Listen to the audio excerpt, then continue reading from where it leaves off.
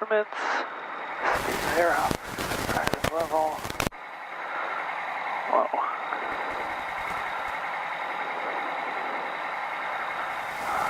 Set that to 122. Turn coordinated level. Heading indicator. Matches a magnetic compass. PSI 0. Okay.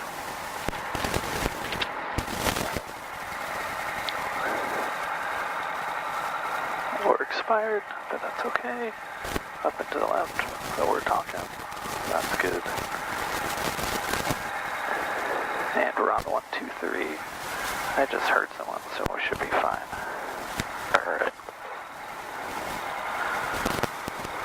Let's fix this real quick. Perfect. So basically what we're going to do is go through your normal run-up, taxi, all that. Think about it. There's no point in us programming the GPS or opening a flight plan or any of that until we know for sure that this plane's going to fly. Right. Alright. Alright, so we'll head over and do our run-up. Mansfield traffic, Cherokee 31 November, taxiing from the Academy to the ramp, Mansfield. Alright. Got a nice day for it. Yeah, it looked like it was going to be really nice. About time. So we don't have to wait any longer in order to go. All ready for you. Are we looking for anything special? Like temperature-wise? Yeah. Yeah, basically you'd be wanting it to be above 75, which it already is, so It's already up there.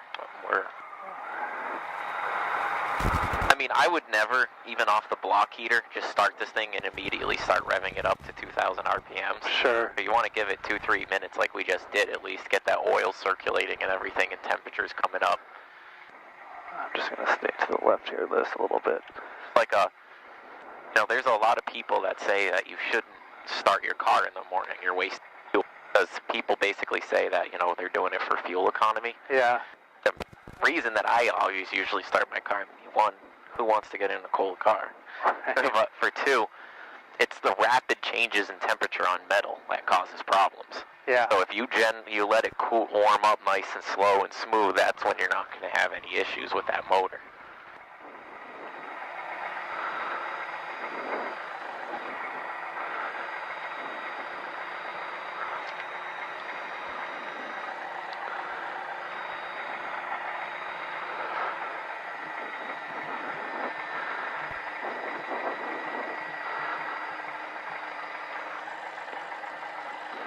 Alrighty. Mansfield traffic, Cessna 990 is turning left base for runway 22 grass, Mansfield. Alright, mixture rich. Fuel pump is on. We're going to switch tanks here. Fuel pump off.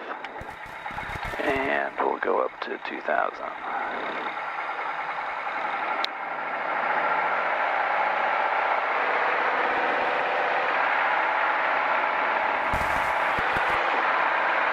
We're not inching forward, so that's good. Circuit breakers are all in. Suction is at 5. We're charging on the ammeter, so that looks good. So we'll check our magnetos.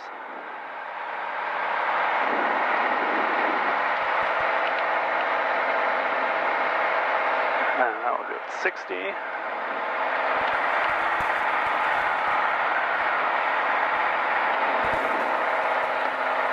An 80 difference at 20, we're allowed a difference at 50, so we're okay there. Go back to both. And we'll put the carb heat in. Should see it rise up a bit. It's cold today. It does, and then let's pull the throttle back to idle, make sure it still runs.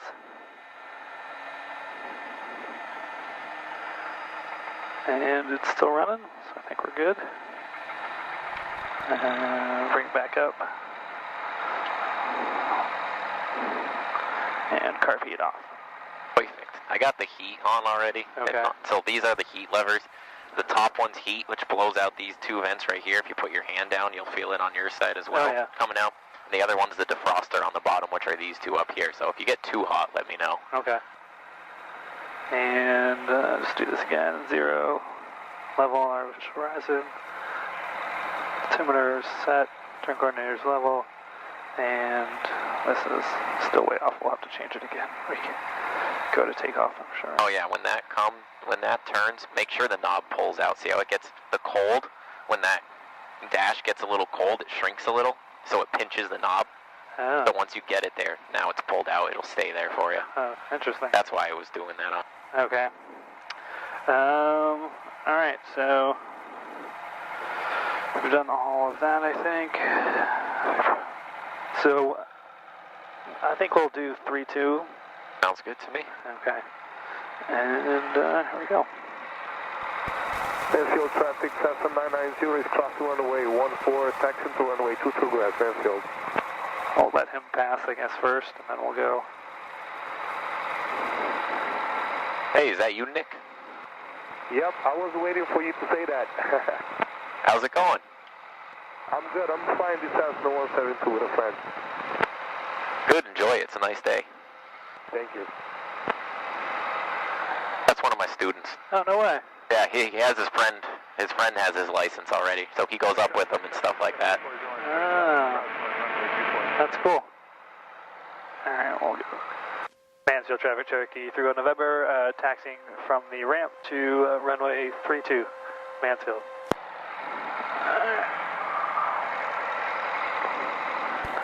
Look at that flock of geese over 3-2.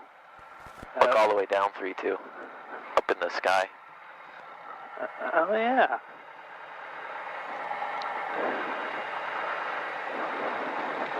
The traffic, that's 734 going, turn left downwind, 624. Mansfield traffic, Cherokee 3 November, crossing 0422 the grass, Mansfield. They were all under there's a flock of geese under the windsock here earlier when I got here. Yeah, they're nuts. They're everywhere all the time. It might have actually been those ones, because they were just all over here, Well, like you said. Yeah, well, they moved because someone landed, not him, but before, Yep. on the grass, and they got out of here. I got here, I got to see that, was that Boeing twin engine land. That was pretty cool. Mansfield. I'll be there in 10 minutes. We're empty. We're picking up 3 or 4 people for 11 o'clock departure. And just curious about your winds. The ASOS is not coming over the air. And runway in use. Thank you.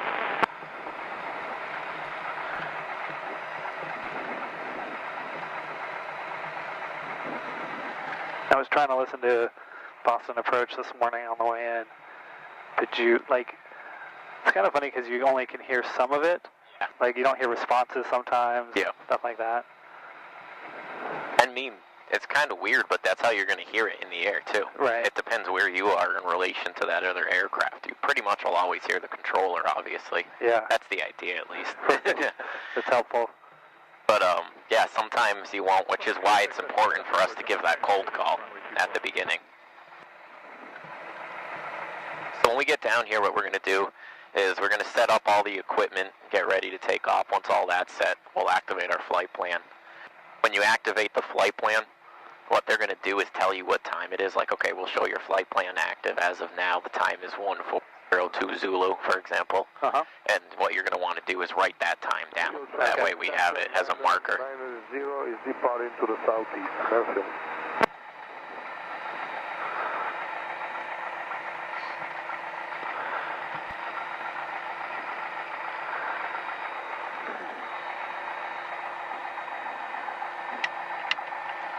Okay. Let's see here. So I could do this, I guess, this way.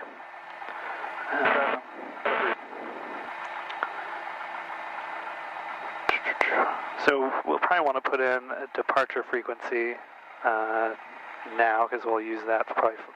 What you're going to want to do first is the RCO frequency. Oh, so that's 122.5. Perfect. See, you got the NOTAM and everything. Okay. Okay, so that's in. So we got those two. Now, I'm going to show you how to set the flight plan up on the GPS. Okay. What I'll have you do before we do that, just try to bring the engine up to about 1,000. You'll feel it kind of skip a little here. There you go. Smooth it out. So hit the flight plan button, FPL. It's smart enough to know we're at Mansfield. Every once in a blue moon, the GPS, like if you try to punch it in, like when you start up and you're ready to go, it might not have satellites yet. It might not know where you are. The first point you always want to put in is where you are. Okay. It already knows where we are. It got that. So if you push this button in, it'll make a cursor. Yep. Now you just start typing. So our first waypoint that you can put in the GPS is probably going to be the Gardner VOR. So Yep. just type in Golf Delta Mike.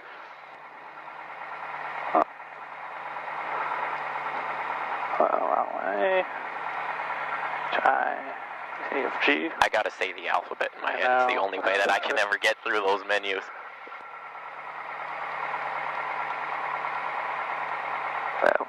And if you look, it'll say Gardner and Gardner, Mass. That's the right one. Yep. You want to pay attention to that, especially with VORs. Like sometimes you'll put them in and it'll ask you if you want the one in like Venezuela or something weird like that. So click enter on it, and now it's going to be 1B9 to Golf Delta Mike. Your next point would be Keene, obviously. So let's see here. It's this guy.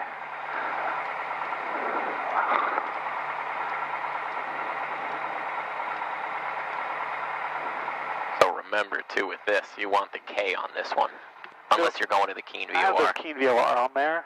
We don't have to do that. No, that's fine. I just didn't know if you had that. I just wanted to make sure you yeah, do. I do Yep, have that's that. fine. Okay. Some double practice in. Yep.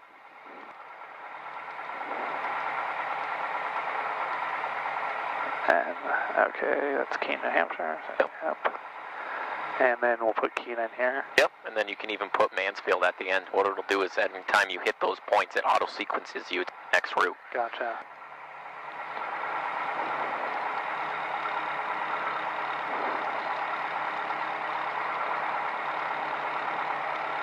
And Dylan Hopkins is correct. Cool. And then 1B9. Our numbers before? Yep. Okay. This way. A's kind of in the middle. It's a catch-22. You can go one way or the other.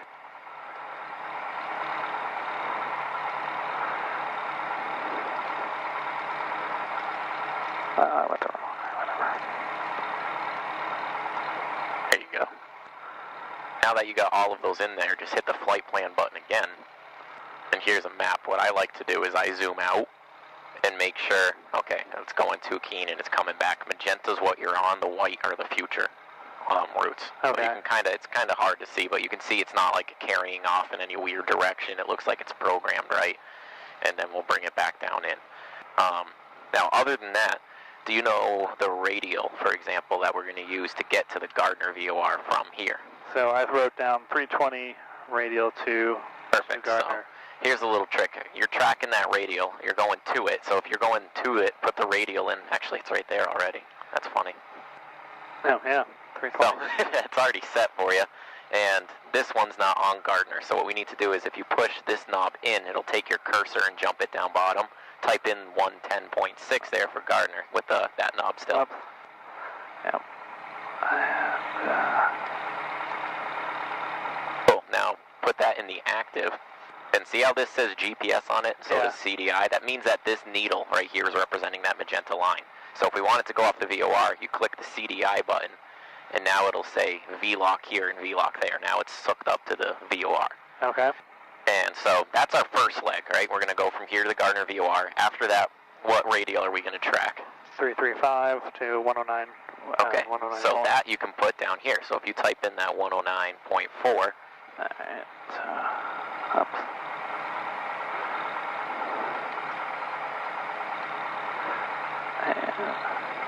And then what you can do is what you said it was what radial? 335 is what I So have. you can put 335 in on the bottom because we're going to track it to the VOR from what you wrote. The idea is now when we get in the air, all we really will have to do is identify these. We're getting them set as much as we can, which you can see is going to save you a lot of time in the air. Right. And so once we get to the Gardner VOR, we'll already have this identified. You just need to look down at this one and we can track it. So I guess I'm still a little confused as like why we put it down here. Because kind of think of this, radials, think of this little saying, Coming bearings are to, radials are from. So if Yeah. you want to track the 335 radial and you fly the heading of 335, it's going to move you away from it. Right. So you're putting in the heading that you want to fly. And if it's easier for you to remember, too, what you can do is, you know you're tracking the radial too, just put the reciprocal of it in at the top, which to me was always personally, I just thought more work. I could just say, oh, I'll just put it in at the bottom arrow, and I'll know the top one's lined up for the reciprocal. Right. You know what I'm saying? But this is basically the course we're going on, right? So we're going to be flying, well, let's see. I see what you're saying. I did it. Yeah, you did it backwards. Switch, and see, good catch. If you're tracking this 320, that's not really the radial, that's your bearing. Yeah. So if you want, just switch those and put them on the top ones. Okay. Which is going to be getting to my next part. Okay. If you kind of think about it, we're heading northwest. That's the number that you should put at the top. So we're tracking that 320 bearing, but I mean, we're going on a bearing of 320, but we're really tracking the opposite radial, because radials are always from the station. Just think of where we are in relation to it. So we're to the southeast of it, which makes sense. That's that radial here. Yes, I am. So there you go. Now those are set perfect. Yeah, that makes sense to me now. All right, and then what we're going to do is, that's all set, GPS set? All right, go ahead and switch over to 225. So, yep, and what you can do is you can just say that we want to give them a cold call first. What you're going to do is just say, Bridgeport radio, Cherokee 883 in November, is transmitting and receiving on 122.5. And when they get back to you, then you're just going to say, I'm on the ground at Mansfield. I'd like to activate my VFR flight plan, round robin to Keene and back, something like that. okay. So it's Bridgeport radio? Yep. And you're transmitting and receiving. Okay. Bridgeport radio, Cherokee 8831 November, transmitting and receiving on 22.5.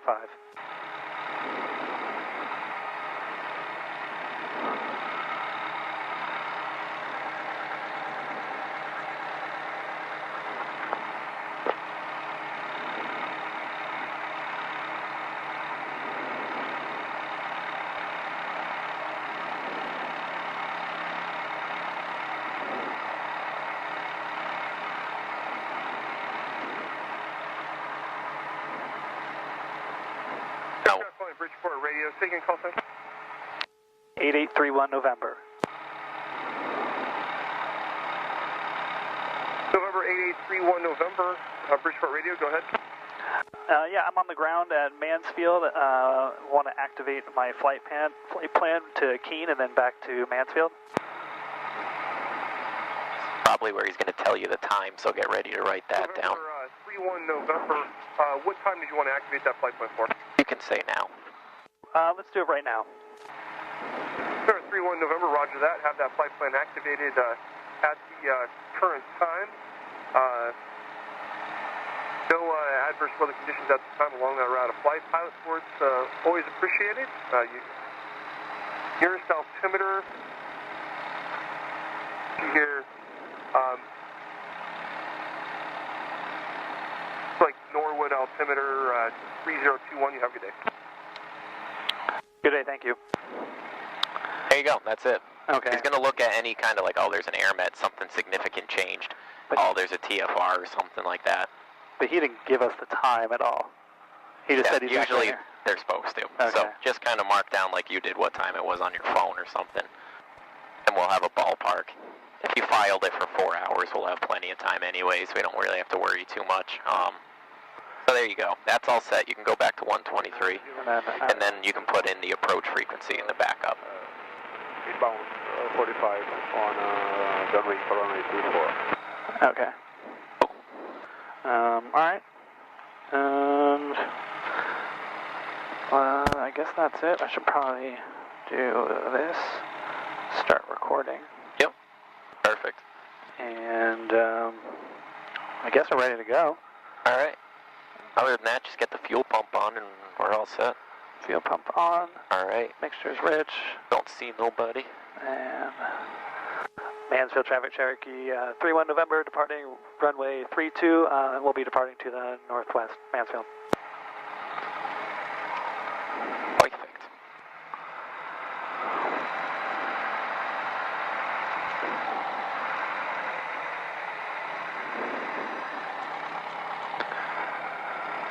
Alrighty.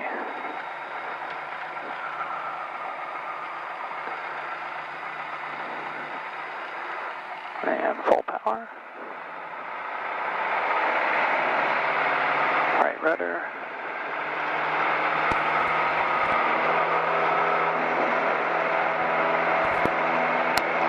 Airspeed's live.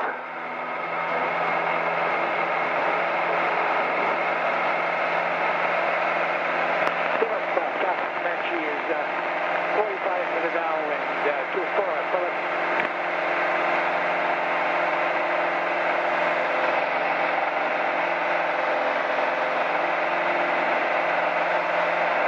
Nice takeoff, nice and smooth.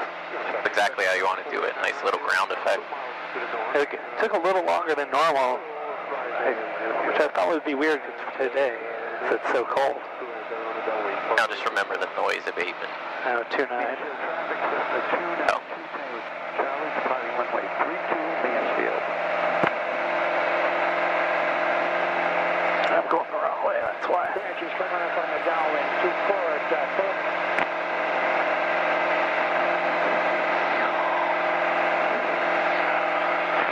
There we go.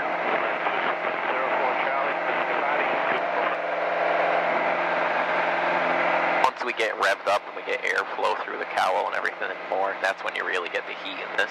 Oh, yeah. You'll feel it kick on a little. If you get too hot or anything, just let me know.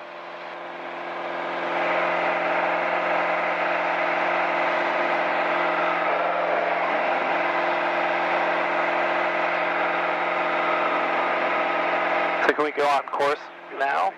Yep. Alright, so we're going to turn to 339. Yeah, now that we're up higher off the ground and we're over the altitude, high enough altitude where we're not making noise for people.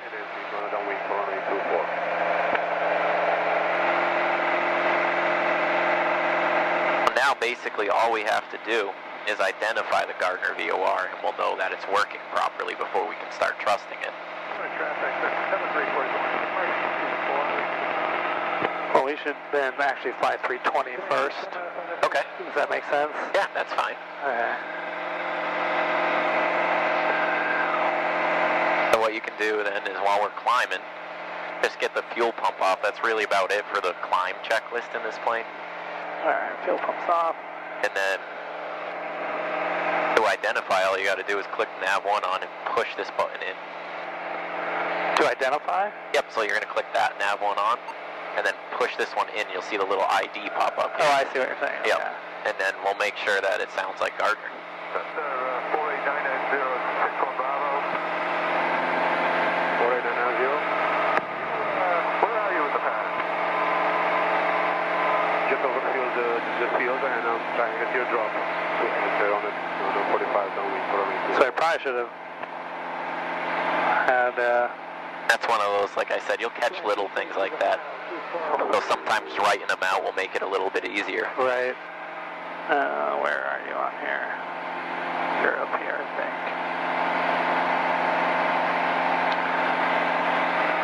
So how can we make it a little louder? Just twist, this is the volume for it.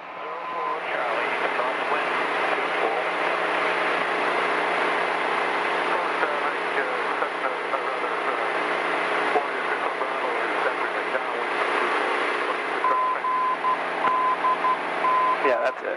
Cool. So then just hit the ID off. There you go.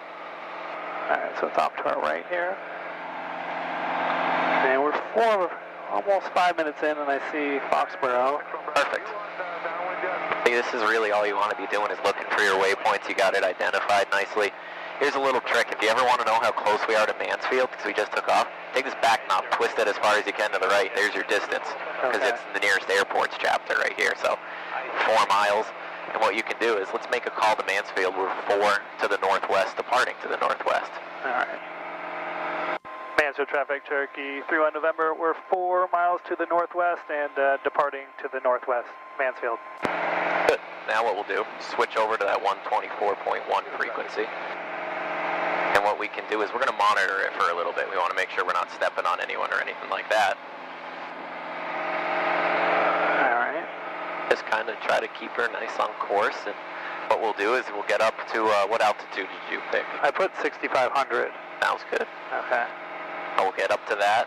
And if you're comfortable with it, and if you want to just focus on getting the plane going, that's fine as well. We can just try to call them up on the climb. Yeah, I mean, feel like we're pretty... You're doing real well. You got your point picked out already and everything like that, so you already got the VOR identified, so what we can do now is just, you're going to give them a cold call first. Boston approach, this is Cherokee 8831 November, VFR with a request. When they get back to you, just think of who you are, or sorry, who you're calling, who you are, where you are, and what you want. So your 31 November is about 5 to the northwest of Mansfield at this time, and we're heading to Keene, Echo Echo November at 6,500 feet. All right, so I'm just going to give them a call, tell them who I am. Yep. And say VFR request. Yep. And so they're just Boston approach? Yep. And Boston approach, Cherokee 8831 November, VFR request?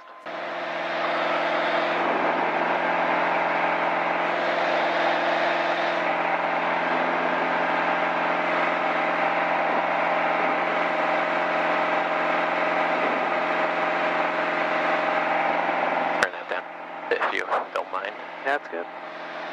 And just give them a little bit. 31 November, Boston approach. Go ahead. Yeah, we are about 5 miles northwest of Mansfield Airport on our way to Keene. We'd like to request VFR following. 716 Boston approach, proceed direct res, maintain 10,000.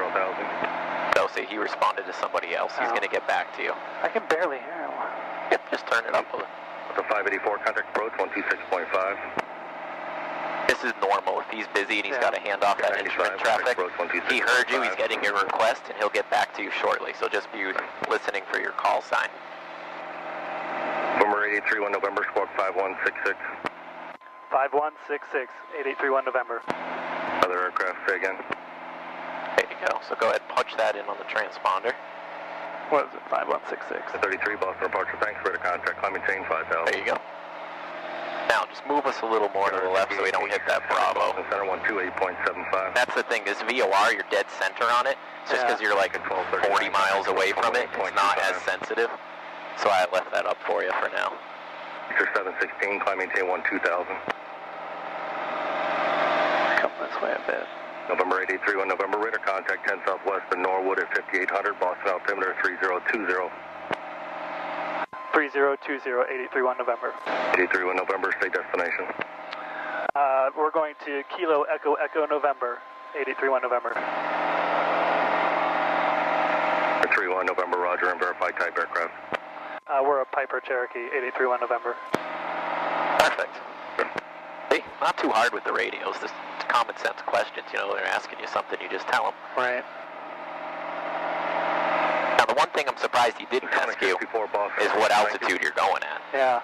Usually, if you don't tell them that in your initial call, like, you know, you're 5 northwest of Mansfield climbing to 6,500, they'll usually ask you, but he's probably just going to assume that's what we're doing. So once you get up to 6,500, do your normal pitch, power, trim, and we'll wean the mixture back, all that good stuff. 2659 Boston approach, thank you, Boston altimeter 3020, expect ILS runway 22 left. Good. Research 716, contact Boston Center on 133.42, good day. Aircraft looking for flight following, unable advisories at this time. Oh, so see that? We squeaked in. Order 938, Boston departure, thanks for the contact, climb maintain 4,000. To be honest, too, if you're a little more, you sound more confident on the radios, right, they're going to be more apt to work with you. If you're kind of a little nervous and they're busy and you're fumbling through their calls, they're going to probably tell you we're not able to give you advisories at this time. If they're really busy, you know, they're not being jerks about it. It's just the way. All right. Jet 574, Boston departure, ready contact, climb maintain 4,000.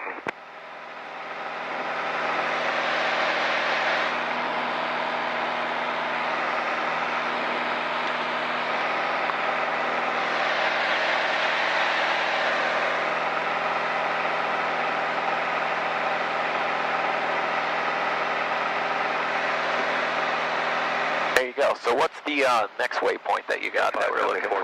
Hopedale. And okay, that should be in 7.5 minutes. So Order 938, turn right 360, contact approach should be in 3 minutes. Okay. What I'm going to do is kick this off now. Have you and see if you can get us the rest of the way there. Alright. Hopedale's probably not a great waypoint, because I don't know what Hopedale looks like. Yeah. I'll tell you the truth about Hopedale, too, which is sometimes that airport, it's pretty difficult to spot, but you'll see it when you're really parallel with the runway. Yeah. So when you get about 7.5 minutes in, just kind of start looking for it a little bit. 362 Quebec Sierra Boston. So now, lean in the mixture. There's two ways that you can do this. You can do it off the EGT or off the TAC. The way I personally like to do it is keep leaning it back, watch for your peak RPM. When you go too far, you'll hear it quiet out and you'll see the RPMs drop and push it back up to where your peak was. You just never want to lean the mixture more than 75% of the way out. Alright. 32, contact Boston Center on 123.75 today. 25. November 8831 November, contact Bradley approach 119.0. 119.0, 831 November. November 2 Quebec Sierra, climb maintain 10,000, 10,000. So this needs to go to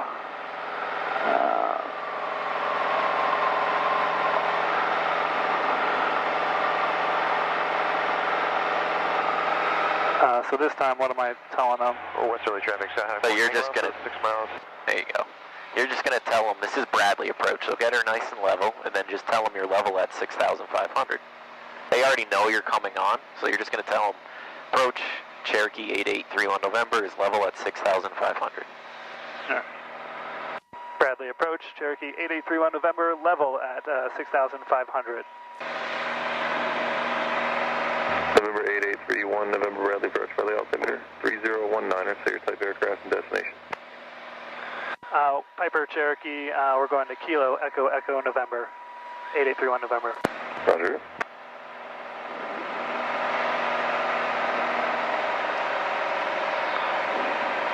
Alright.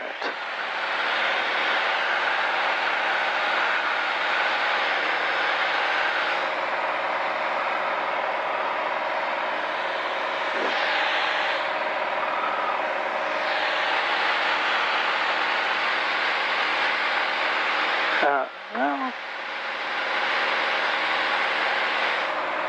What do you see? Thought that might be it down there. It doesn't barely look like a runway. Sometimes it kind of looks like a road. There's shops and stuff right next to the runway, and like a restaurant. Right. That's I think that's it right there. All right. That looks like a runway to me.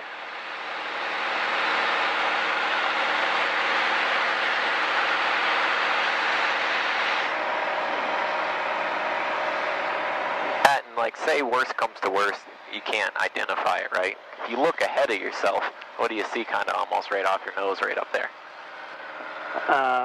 Some town? Yeah. That is? That town? Yeah. That's probably... that's probably Worcester. Yeah, there you go. When you're up at 6,500 feet, things look a lot closer than I think they would. So we actually got to our top of climb just a little early. It's supposed to be after Hopedale, but... Now, and honestly, too, the reason is if you calculated it based off the performance charts out of the POH, we're going to perform better than it because all the POH charts are for a 140 engine. This has a 160 horse motor dropped in a 140. Right. So we're going to get more performance out of it. Alright, so next is Worcester, so that's going to be over there. That's supposed to be in 9.5 minutes from now.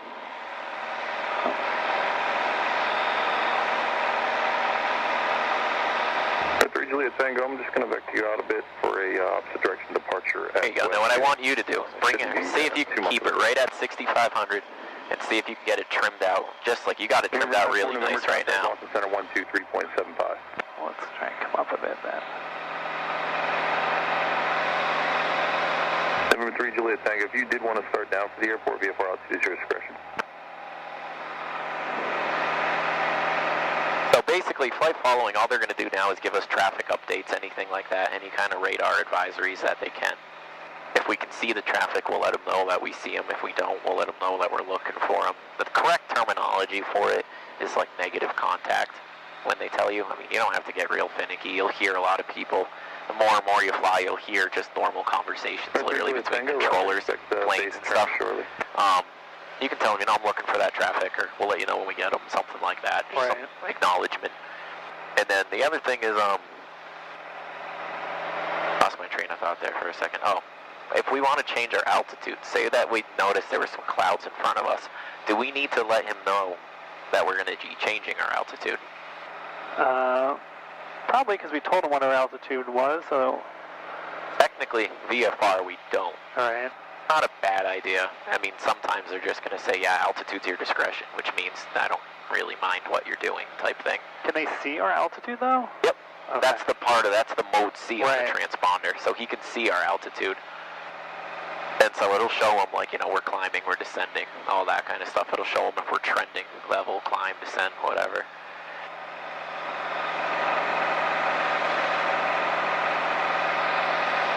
Now, if they ever said, I got traffic that I'm working through the area, and they're going to pass from your west to your east, so from their left to your right, and they're about the same altitude, can you climb up to 7,000 feet for me for the time being? Yeah. And we accept that, yes, we can do that. Then we have to maintain that altitude until we request, or he tells us, VFR altitude's at your discretion now. Gotcha. And once we hear that again, now we can do whatever we want with our altitude again.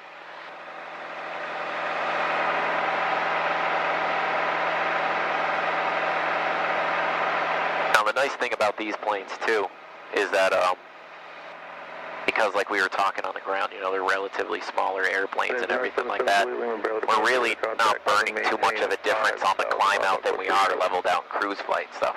If you started moving up into a little bit of a bigger airplanes, even like I flew some Arrows for a while, one with the retractable landing gear, basically the Piper, and it's got the controllable pitch propeller and everything. I mean, we were burning 14, 15 gallons an hour on climb out, and then cruise out, we were back down around 8 gallons an hour. So those are the types of planes when you start getting into stuff a little bit bigger and stuff that you got to start looking at the fuel burn a little bit closer on the climb outs and stuff like that.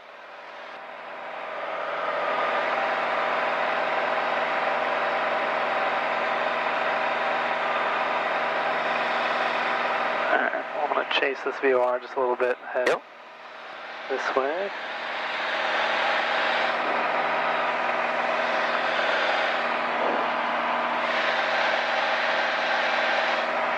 Like I said, if you're doing this right, you're just nice and relaxed up here. Right. Level, easy flight.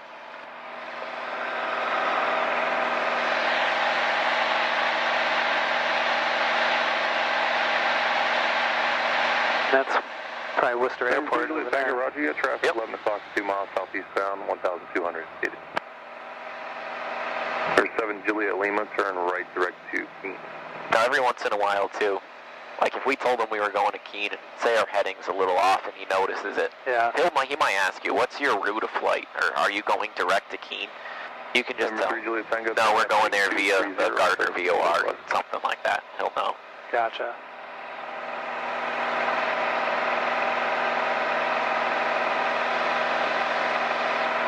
Oh, that's cool. There's a jet right behind us, actually. If you look, you'll see him. You should see him start to come out your back. I don't see him yet. A little higher than us. Oh, there he is. Now I see him. Bradley approach. Good morning, jet speed 58,000, hotel. Yeah, that was him. 5, Bradley approach, Bradley altimeter 3019, expect visual approach runway 24. 301924 it is, thank you. What's funny is, Juliet Tango traffic, no factor. he probably just took off out of Bedford, or out of Boston, and he's literally going to be in Bradley in like no time.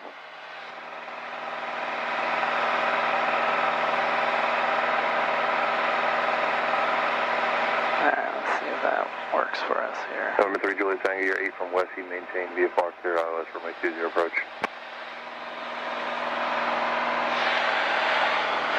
Number 7 Juliet Lima, contact Boston Center 123.75.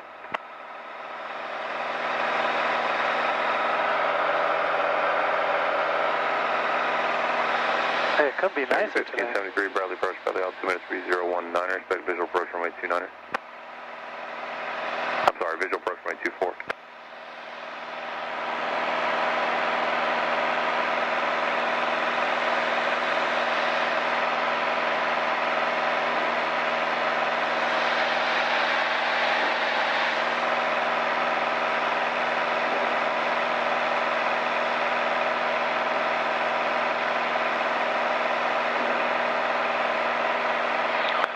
So now, if you ever have downtime like this too, kind of think of what can I be doing ahead of time. Right. So little things like, okay, we're getting the Keen VOR in, let's identify that ahead of time while we have the time too.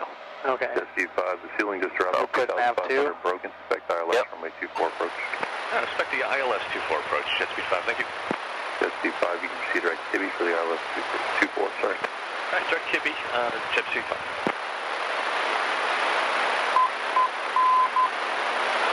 American 1573, expect ILS runway 24 approach.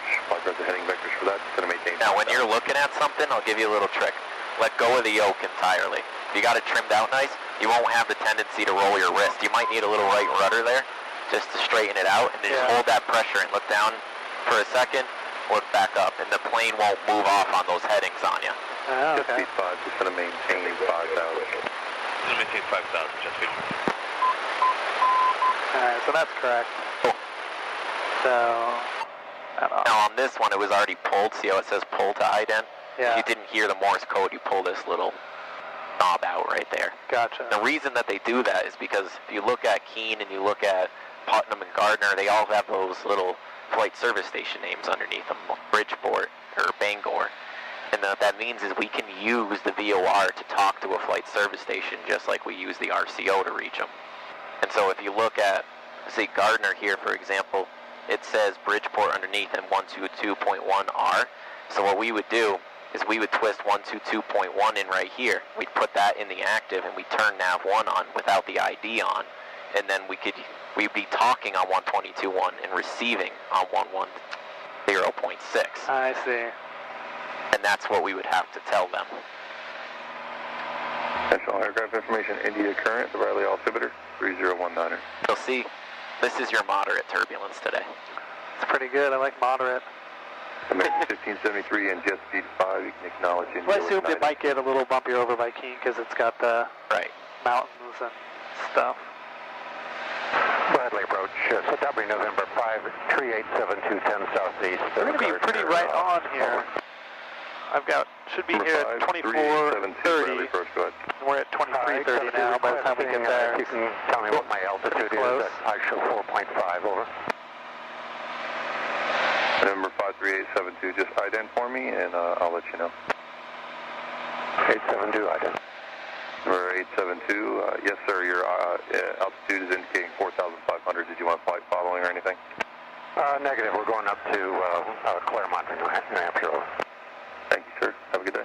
Thank you, have a good. Now see what he just did? That guy, he called up Bradley. I don't know if you heard it. Basically, all he asked him was, hey, this is my call sign, this is where I am. Can you verify for me that my transponder's reporting 4,500? So he probably had some work done on his transponder, maybe had a problem with it that was resolved. So he just came up and asked him, can you see if it's reporting correctly? He goes, yep, you are. It is showing you're at 4,500. That was it. Huh. So think of flight following like a tool. You can use them to help you. So picture back in the day before we had GPS, before we had any of the iPads and technology, and the examiner right now asks you, hey, what's our ground speed?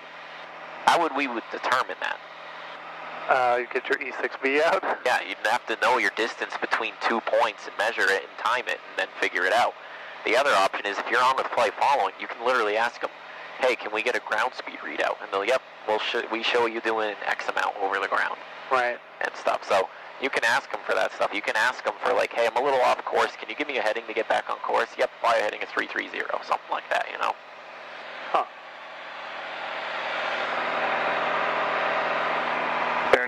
I'll show you another little trick too, which is whenever you're doing these, you can see where's your ET. Bonanza 7 Julia Lima. See, what's good to fill out too is your ETA. So like 6 plus 7 is 13.5 minutes and so forth. So if you have a running total of what it is, not a big deal. What I used to like to do is when I got to like the 30-minute mark, I'd make a little asterisk over here or a star and write switch tanks. Something to remind you, switch tanks to keep the fuel burn even. And a good little way to kind of plan it too is, say you're up here, say we just hit the 30-minute mark and you want to switch your fuel tanks. If you look out your window, do you think we're within gliding distance of Worcester? Yeah, maybe. Yeah, and then there's a couple other airports like Sterling and stuff, and around here. So the thing is, say we were going to fly right over Worcester. Wait till you're directly over it to switch the tanks if you can.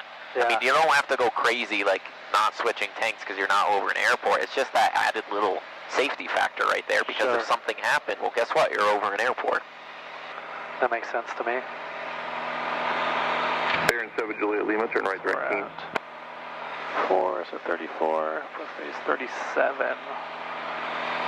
So at 37, we should be at the VOR.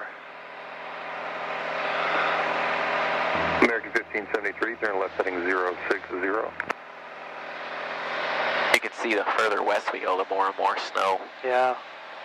there is. Man, there's no snow at my house. I still got a couple inches of it at my house. Really. It's just crazy, too, because the changes in elevation are probably very minimal. I mean, hundreds of feet maybe, but not Right. thousands or anything like that. Well, I'm basically at 0. Yeah, I think I'm at around 600. Yeah.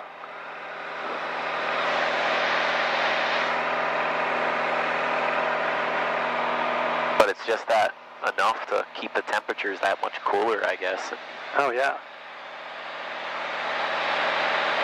Well, it's also like, when I left my house today, like, there's a huge flag, 73, contact and Bravo the winds are just 133.95. whipping through Yeah. that flag. oh, you live a lot. You live in Boston, right? So closer to the ocean? I Or- live, like, yeah, Okay. right next to Logan. Yeah, so you get that wind coming off the ocean a lot. Yeah.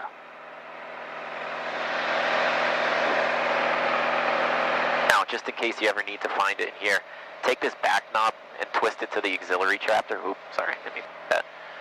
You can twist that to the auxiliary chapter. Now, Is that a, yep.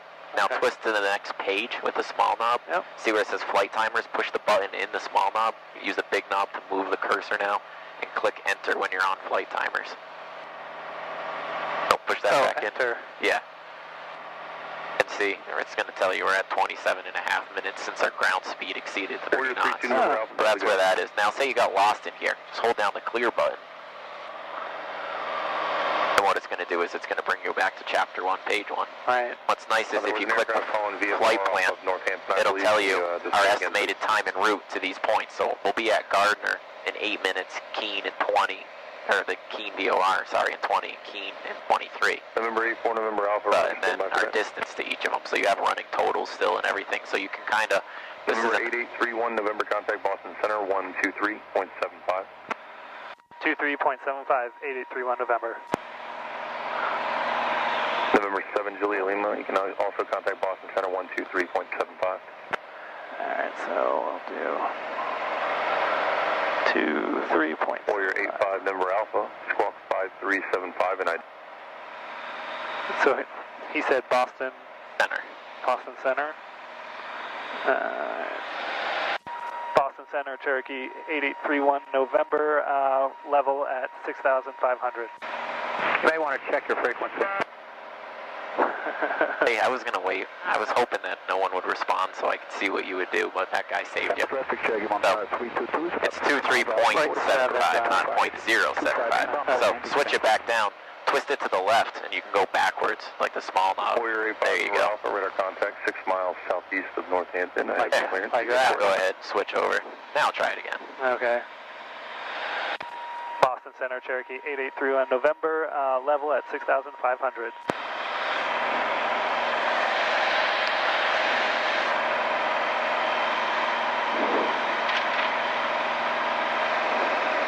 November Boston Center, Roger. Reset your transponder and squawk 5325. 5325, 8831 November. And Boston Center, Baron 877 Juliet Lima 5000, direct Keene, looking for direct Portland. Alright, so Juliet Lima, Boston Center, Roger. I'll get yourself there in a minute. And the keynote number is 3017. 3017, 877 Juliet Lima. Now, what would you do if you switched over, you called, no one answered, you waited like a minute, no one answered, you tried calling again, no one still answered? Not getting any response frequencies. I'd say that guy didn't tell you, check your frequency. I mean, if that was the case, I'd check my frequency anyway, I guess, if no one was responding. Right, say you checked it You're like, that's the right frequency. That's how I wrote it down. That's what's in there. No one was getting back to you. Good morning, Sunbeam is Alka 2, Boston altimeter 3022. I don't know who I would call next. Go back to the frequency you were just on. Hey, approach, it's 3 on November. I'm back on with you. I tried that frequency 23.75. I wasn't getting anyone. You might say, oh, sorry about that. No, it was 23.95 or something like that, you know. Got it. Go back to who you know you can talk to. That's why it's a good thing you can leave it in the backup like that.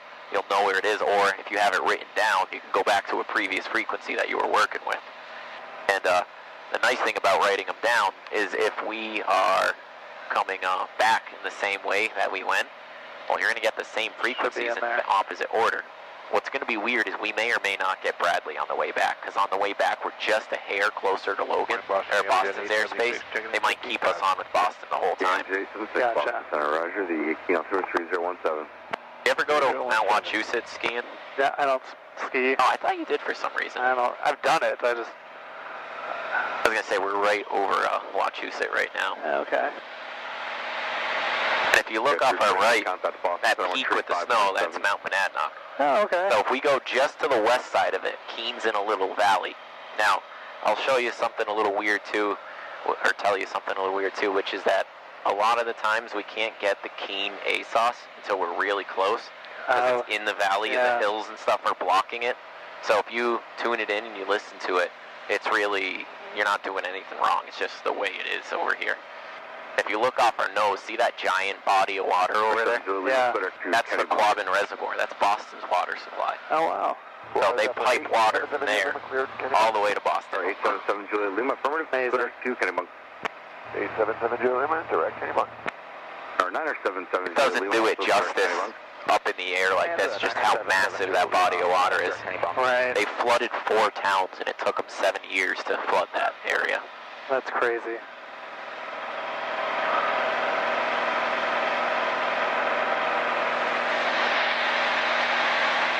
Boston Center, Warrior 85 November Alpha, climbing through 4,800. 45 November Alpha, Boston Center, Roger, the key altimeter 3016, confirm assigned altitude. Now, it's kind of hard to see from here, but if you look at like our 11 o'clock, you'll see there's a small circular pond and another pond right in line behind it on the ground, kind of further below the cloud layer, right where the clouds are. Yeah. Those 2 ponds are North Pond and South Pond. And if you go just to the right of them a little bit, like right about here, that's where my house is right over that way. Okay. That's still a pretty good distance from Mansfield. Yeah. Yeah. It's not bad though. I mean, for me, nothing against you. I just never liked cities too much. No, it's fair, man. That's a 876, turn 30 left. small farm town is all that is. That's cool. 30 left direct Bedford. Nope. I'm not gonna lie, I have never had to turn the heat off in this plane. Those new things work. Okay, 30 left. You don't mind if I turn it down? No, do you? man, the sun is murdering me over here. Okay.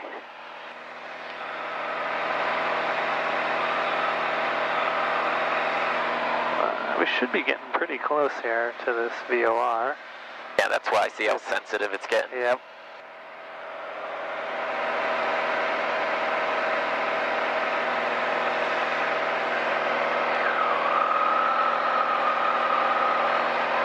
Archer, extension 661 is with you, leveling 4,000 and direct Barnes.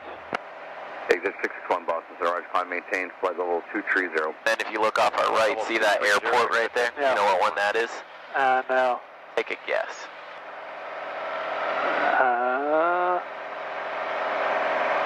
Exit 661, put our 2. Look around on the map or something, see if you can figure out what you think it would be. Direct to Kiever, extension 661. Oh, it's Jaffrey. Maybe? No, sorry. Just Being count, that's Boston approach 118.25. Oh, that's probably Gardner. Yeah, there you go. Okay. That's Gardner Airport. The Gardner VOR is just a little to the left of it. Now, see how you're already on this radial right here? To the Keene VOR? Yeah. So start following that one.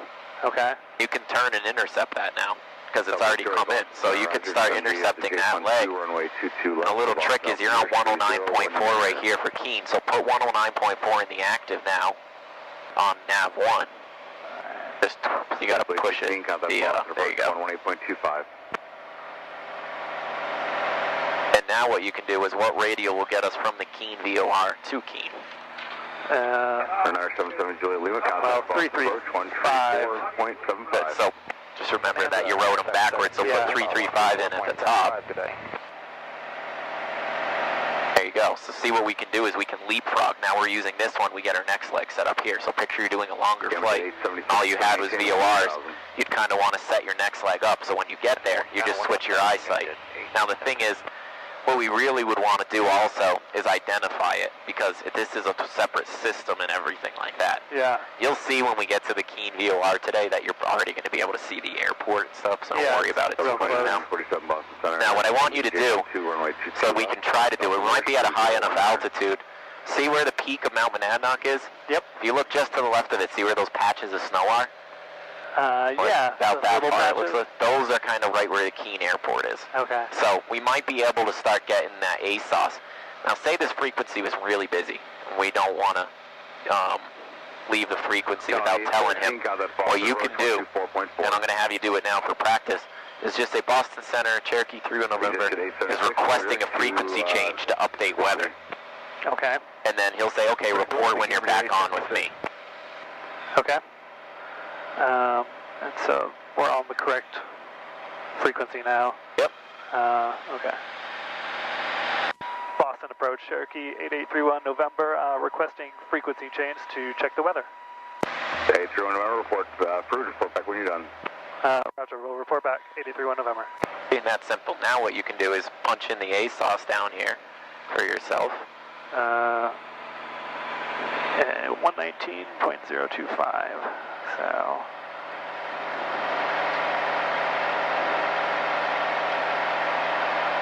And let's listen on the COM 2. Yep, and then you can hit mic 2 if you want. And now turn COM 1 off, which is why we did that, so we can focus on it.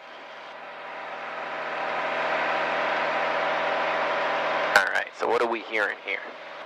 I'm not hearing anything. Why do you think that is? Because we can't hear it yet, because we're... Or, double check it. The wrong frequency? What frequency are we supposed to be on? 025. There you go, trust me. You already got O in here, just twist it, see how it goes to a 5? Pull it. Yep, exactly. There you go, now switch that in. Trust me, those O25s and 25s, they'll get you every time. Yeah. Now, we're still not getting it, right? Right. So here's a little, this is the volume, we want to make sure that's up. A little trick is sometimes if you pull this out, you can faintly hear it in the background. This is the squelch opening up. Okay. And stuff, so it'll block weak signals. It's just still too weak for us to get at this time, unfortunately. Gotcha.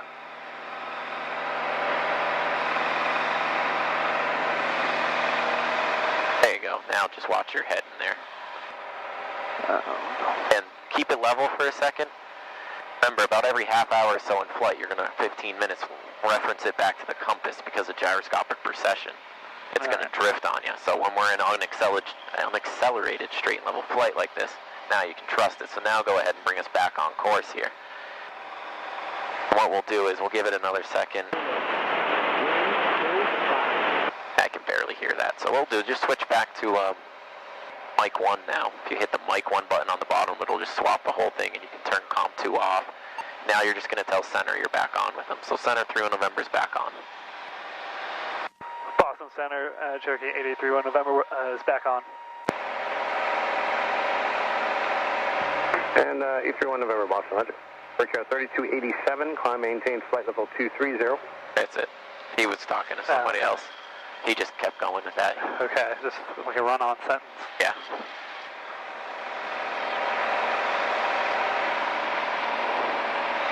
So how do you feel with these cross countries so far? I mean, this feels pretty okay. Not too hard. No. The more you do it, the more comfortable you'll feel with it and everything. And, especially when on the way back, we'll have the GPS and everything up. 3016. Right. Now hear how we just told that guy where orange was? You changed my destination to Hartford, Brainerd. See that kind of white patch above the leading edge of the wing right here? That's a big white area. Yeah. That's Orange Airport right there. Oh.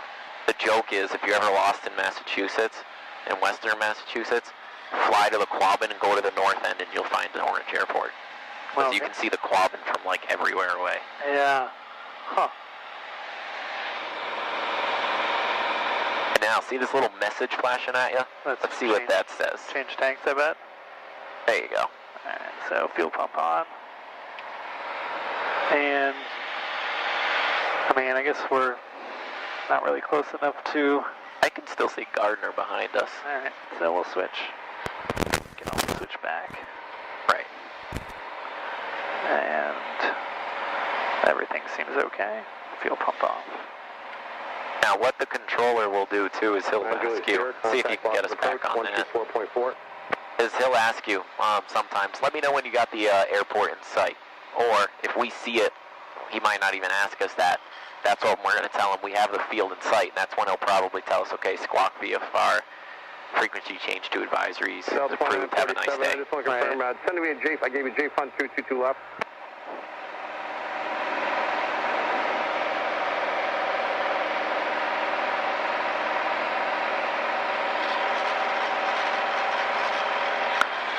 So I have it starting to descend a little bit now.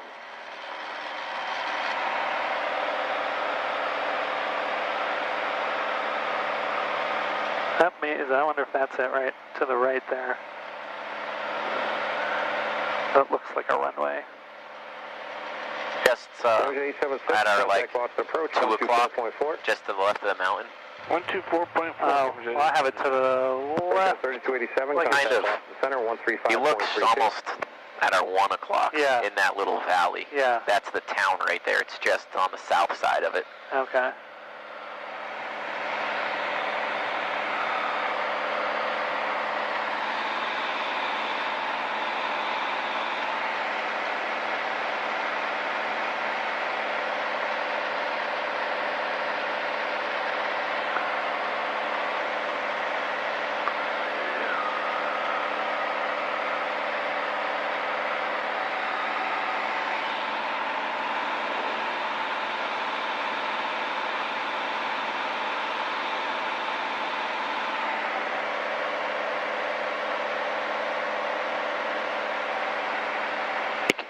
It's only 10 past 10 right now.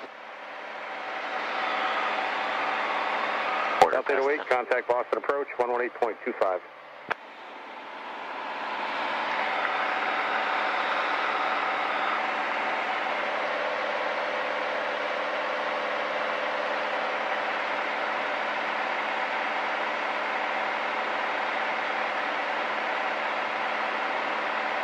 See, kind of like you said, this is where you expected to hit a couple of those bumps and stuff. Yeah. This is where you're going to be getting them.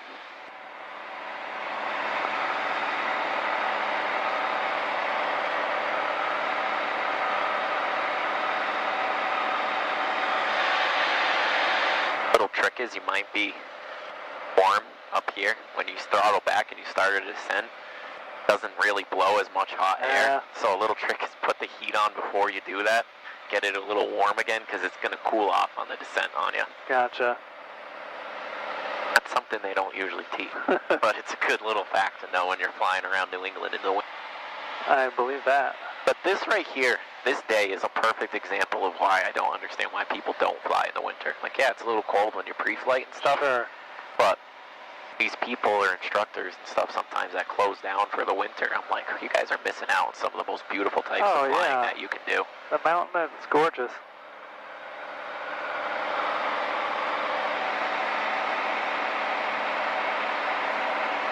I'm trying to follow this guy, but it's just come back over here again.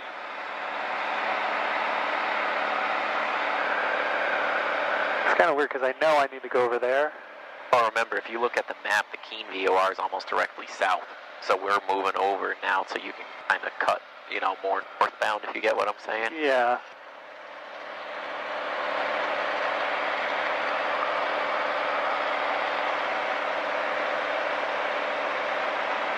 You ever do any, like, hiking or anything like that, or? not a ton. Mount Monadnock's one of the most hiked mountains. I want to say it was either the world or the United States. Really? Yeah, it's a really nice hike.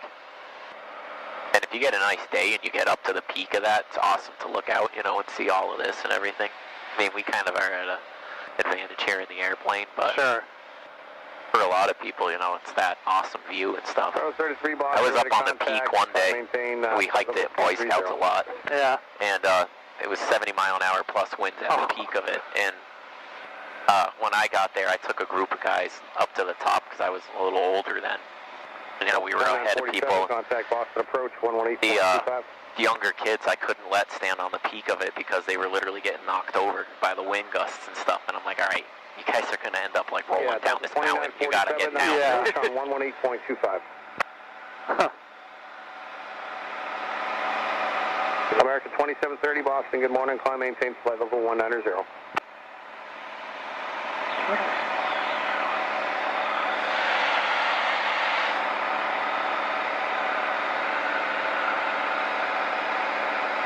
If you want to use this now that we're getting closer, you'll see this is where the VOR is. You're pointed almost right at the airport, but the VOR, which is why a lot of times I don't use the VOR when it's that close in. Right. For that reason, just because, like, okay, from the Gardner, I could just shoot right over to there. It's hard to get this to be accurate, like, because it'll be accurate. It's just it kind of doesn't make sense to go out of your way to go that way to just come back this way. You know what I'm saying? So if you kind of just keep the nose pointed straight, we'll intersect it. We'll come in just fine. 31 November. Let me know when you have Keen in sight. I'm showing multiple aircraft right over and just south of the field. Some of the altitudes I'm showing are looks like there's somebody northbound towards the field at 2300. Somebody southbound at 3000, and a couple guys right around 1,500 feet over the field. It's right here, so go ahead and let me know we have it. We have the field in sight. Now we'll keep an eye out for the traffic. 8831 November. 31 November, Roger. Squawk VFR and change to advisory frequency approved. Have a good morning. Squawk VFR 8831 November. Thank you. Yep. Cool. So he wants to kick us off because he's not talking to those guys. So he wants us to go talk on the CTAF, so that way we can be in communication with all of them. Right. Now I'll show you a little trick too. Say your flight plan never sequenced, like you didn't hit this point, it might not sequence. If you come under flight plan and we scroll down, if you click direct enter, it'll draw a line from where you are to it. But if we go to the next point between Keene and Keene right here, Keene, VOR, Keene, you hit direct, it'll say fly leg between Keene, the Echo November and Keene Airport. So it'll highlight that leg for you, so now it's sequenced that next leg. Okay. That's the difference between direct enter and direct enter. Gotcha. That's the 182 VFR, 4,500. All right, so go ahead, switch over to 123. Nice, easy frequency, same as Mansfield. And basically what I'm going to have you do is see if you can...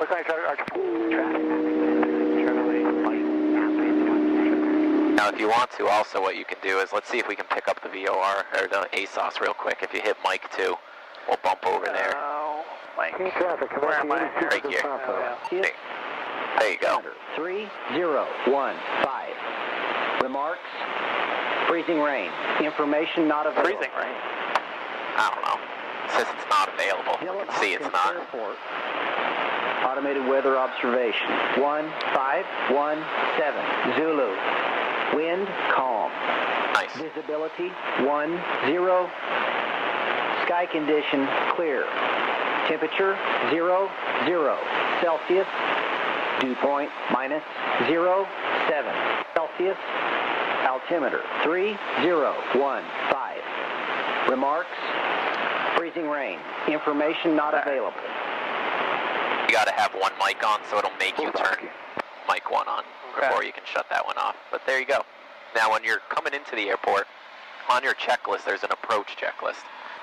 It's on the back side. It's a pretty straightforward checklist.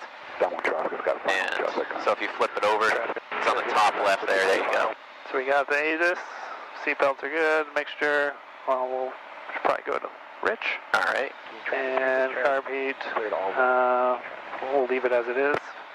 Fuel selector. I think we'll leave it. We'll switch it when we get on the ground. Okay. Fuel pump on. Flaps we'll deal with when we get closer in. And we're just going to use a regular landing today, so cool. I think we're fine there. All right, so what I want you to do is, what runway do you think we should use here? I guess it really doesn't matter for us today.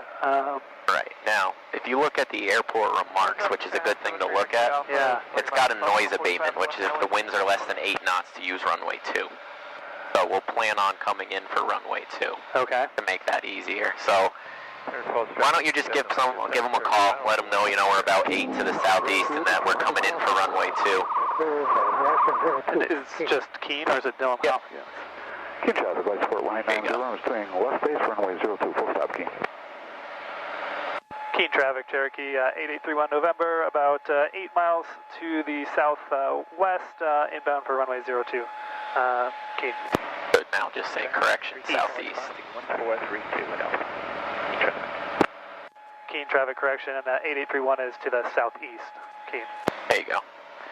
So now, I'll show you a little trick. Click this back to GPS. Yep. See if you remember what I was going to say. So, turn this to 02. Yep. And then it's... See, what's the... No, right there. There you go. That's how I used to remember. There's your final for 2.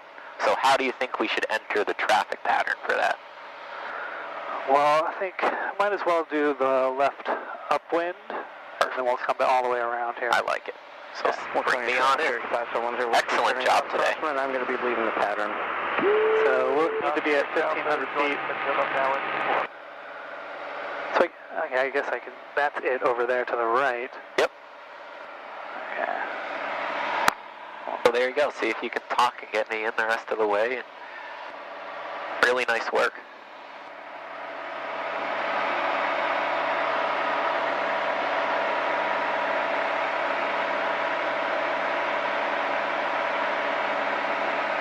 Mansfield traffic, red helicopter is... Is that Mansfield still? Yeah. 5 miles to the north, traffic advisory is Mansfield. I guess it makes sense. I hear a lot of other stuff.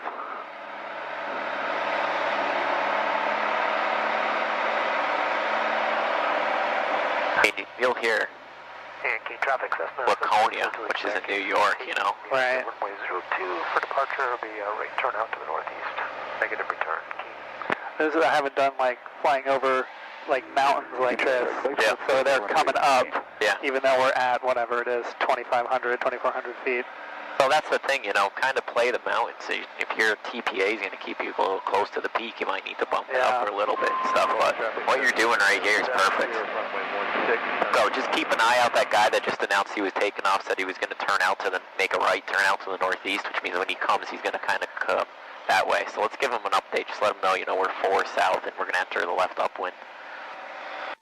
Keene traffic, Cherokee 31 November. We're 4 miles to the southeast. Going to enter the left upwind for runway 02, Keene. Keene traffic, Comanche 8200 Alpha, taking the active 02 Keene, and we'll be turning to the northeast. So he's taking off this way, coming towards where we are right now. Well, he's going to go northeast, which is that way. But he's coming from 2, so he's got to turn and then... We're using 2. Remember, 2's going this way. 2's going this way. Yeah, so he's going that way. Right. So we'll keep an eye out for him.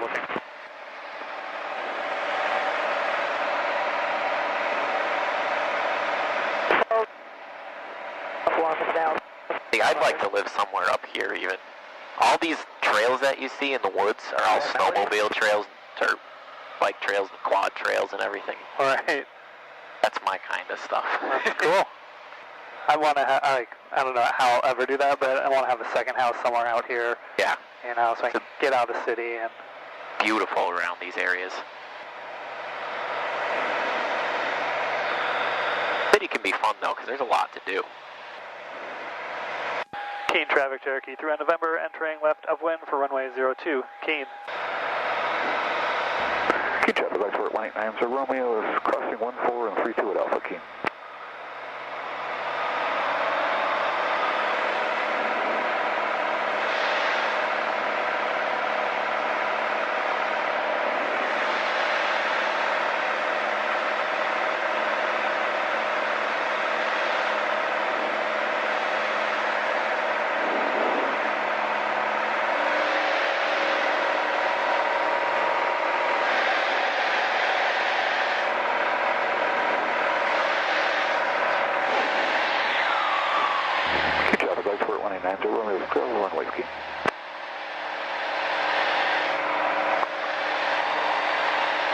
I don't see him.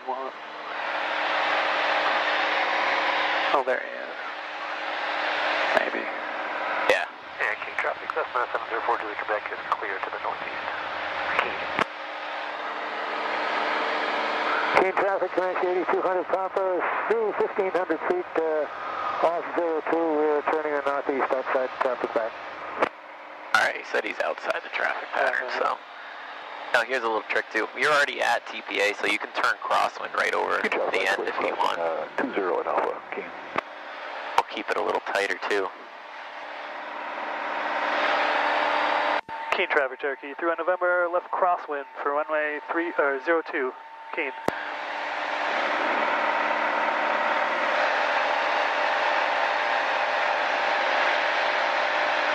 Yeah, he's more this way. I got him. 337, 12 miles, straight in for 02. Dylan Hopkins.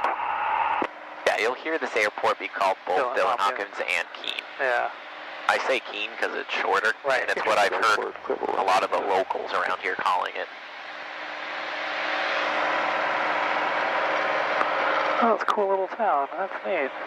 Like the only town around here. Yeah, that's neat. Well, it looks, well, at least it looks nice from up here. Yeah.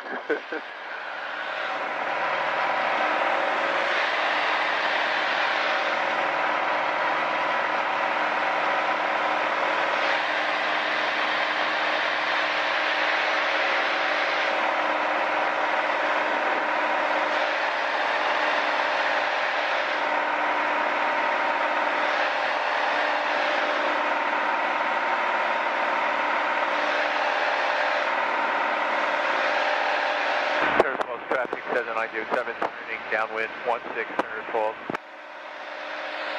Keen traffic, Cherokee. Through on November on the left downwind for runway 02, Keen.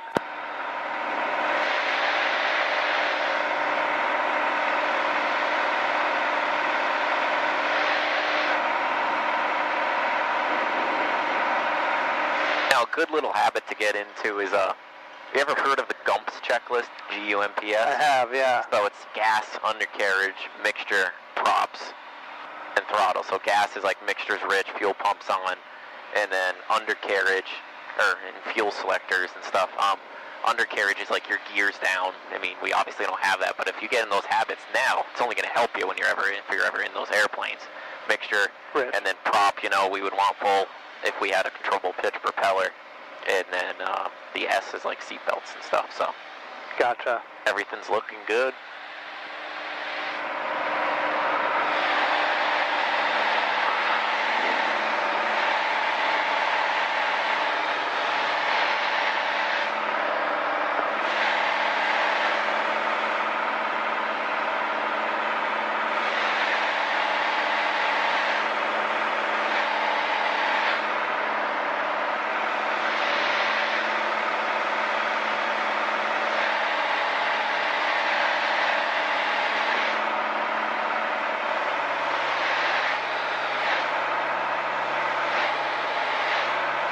Yes, turn false traffic, says 907, turning base for 16, turn false.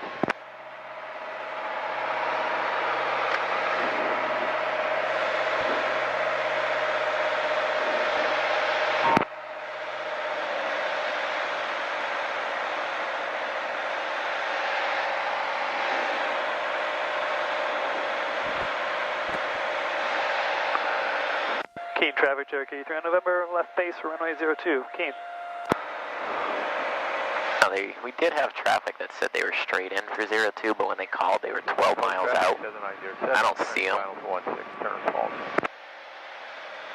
And I don't see them on the fish finder either, but they were 12 out. They should still be good. I just didn't catch what type of plane it was. They have jets that come in and out of here. Jet would be here pretty quick, huh? Yeah. They probably would have already been, already been here. Keen traffic, Cherokee. Through on November, final, runway 02, Keen.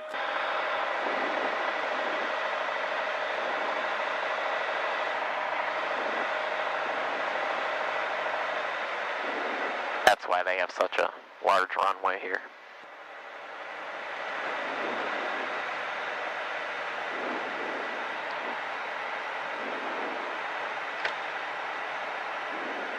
So the way everything's been going kind of recently, DPE-wise, this is probably where you're going to be needing the DPE to take your check ride, which is why I wanted to get you up here. Sure.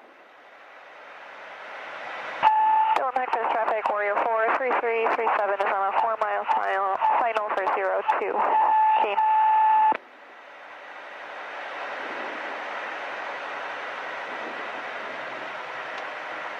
A little more up on the nose, keep it coming up. Keep it up, keep it like that. That was good landing, just try to get that nose a little higher, that's all. Nice approach, nice pattern. Nice job getting up here and everything. So what I want to do is I'm going to have you taxi around to the FBO so you can see where it is. Okay. And so when you're clear here, you can see you're clear of 02 and taxiing to the FBO.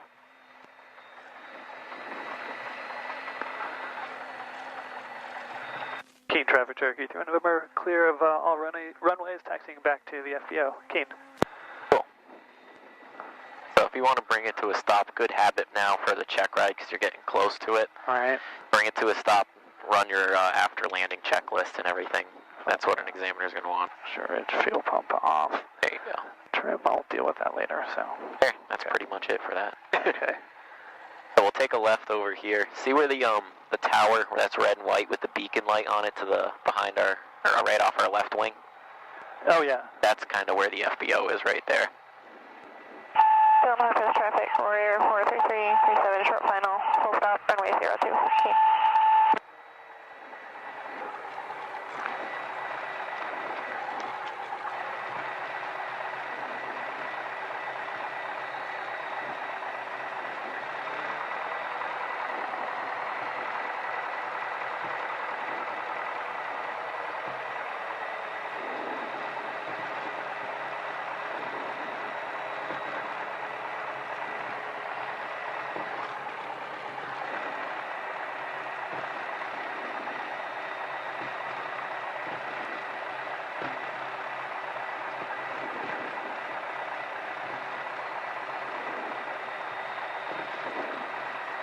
So do we need to stop up here as well?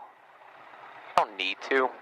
With an examiner, I definitely would. Yeah. But what you can do is we can look, we can see that nobody's coming in over here, no one's coming in. You can make your call right here like we do at Mansfield, crossing 14 and 32. Keen traffic, Cherokee 3 November, crossing 1432. Keen. And we're going to head Keen traffic, left, right. experimental RV 452 November Echo is taking Alpha to 02, Keen.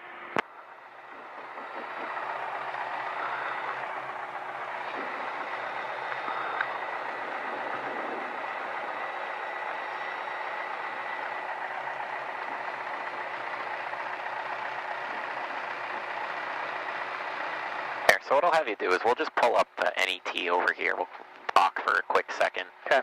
I won't make you taxi all the way. That's the building you'd go to right there. You can park on any of the T's. The FBO is right through the door. There's a nice little diner and restaurant in there. Hey, I talked to someone today. He was like, you got to eat when you're there. The diner's amazing. It really is. If we had more time, I was going to say we should stop and grab breakfast or a burger, but don't have all the time in the world today, unfortunately. So if you want to just pull up to your left here, anywhere. There's a whole bunch of T's behind you. And so how do you feel so far based off that first leg? That seems pretty okay. I mean, you seem to do real with it. I mean, I'm still glad I have floor flight, but yeah.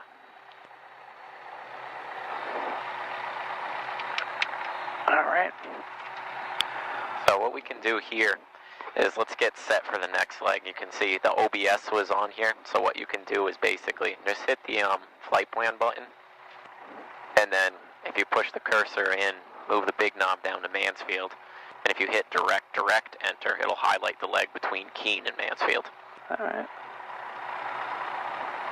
Y leg, activate. There you go. That's that leg now back on, further way back. Oh, I see. If we go way out, then we can just see. Yep. Hard to see on the little screen, I guess, but...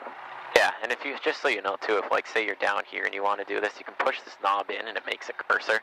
To the left, moves it left, and then the small knob down moves it down, so stuff like this. Oh. Keep moving it, and then if you push it off, it snaps back to where you were. So cool. Now, do you think that if I kind of sat back, you would be able to get us? Dylan Hopkins, traffic Warrior 4. That radio is so annoying. That's pretty bad. Dylan Hopkins. Do you think you would be able to get us up in the air and get flight following and back into Mansfield? I think I could probably give it a try. I think I could probably do it.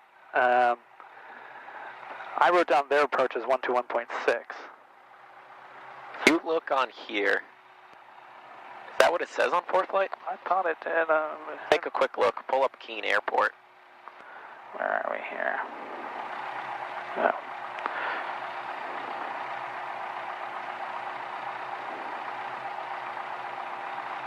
Oh, so I guess clearance delivery is 121.6? Right, so that's for IFR clearances. Okay. So it's a little different. So what you're going to want to go to is Boston Center. So any departure center or approach, and if you look, it's actually what you already got right here. Right. Last person that we were on with. I just want to write it in. So. Okay.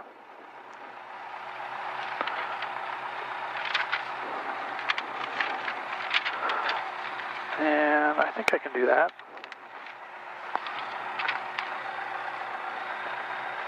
And if you're in the habit, of flying with your iPad out like this, it won't be a problem either. One of the things an examiner is going to really like to see is that anytime you're taxiing around, have the airport diagram open, that kind of stuff. Right. So like if you pull up Keene. Let's go. Taxi diagram.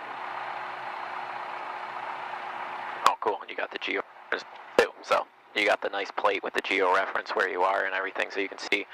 We're right here. It's even facing the right way right now. So how we can get back to 02 and that kind of stuff. So now I'm going to say that we're going to taxi via Alpha over to 02? Yeah. Okay. That's really about it. That's easy enough. Keene traffic Turkey, 31 November, taxiing via Alpha to runway 02, Keene. I don't know what do you call where I am right now? Yeah, I don't know either, to tell you the truth. Keene traffic, you could call this, if you wanted to, the east ramp, something like that. It's a ramp on the east side of the field. Yeah. Keene. Now, I'm not entirely sure. Yeah, it must be. I think that's the self-service fuel right there, where that plane's parked. I'm not 100%. Right. But if you look near the building, that truck on the right, that with that yellow sticker, that's the fuel truck. So you can go inside to the FBO and request a fuel truck too. Oh, okay. And someone will come over and... Yeah, they'll drive the truck up to your plane and top it off for you. It's full service. I'm just going to practice stopping. Yep. So I remember to do it. And then make a call.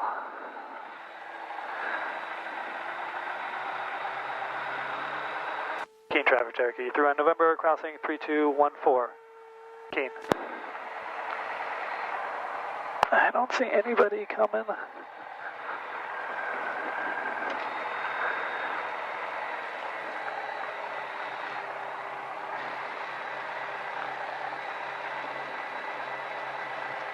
Keene traffic, November 5136, check. Tell him he's loud and clear. Loud and clear? Thank you, 36 Charlie.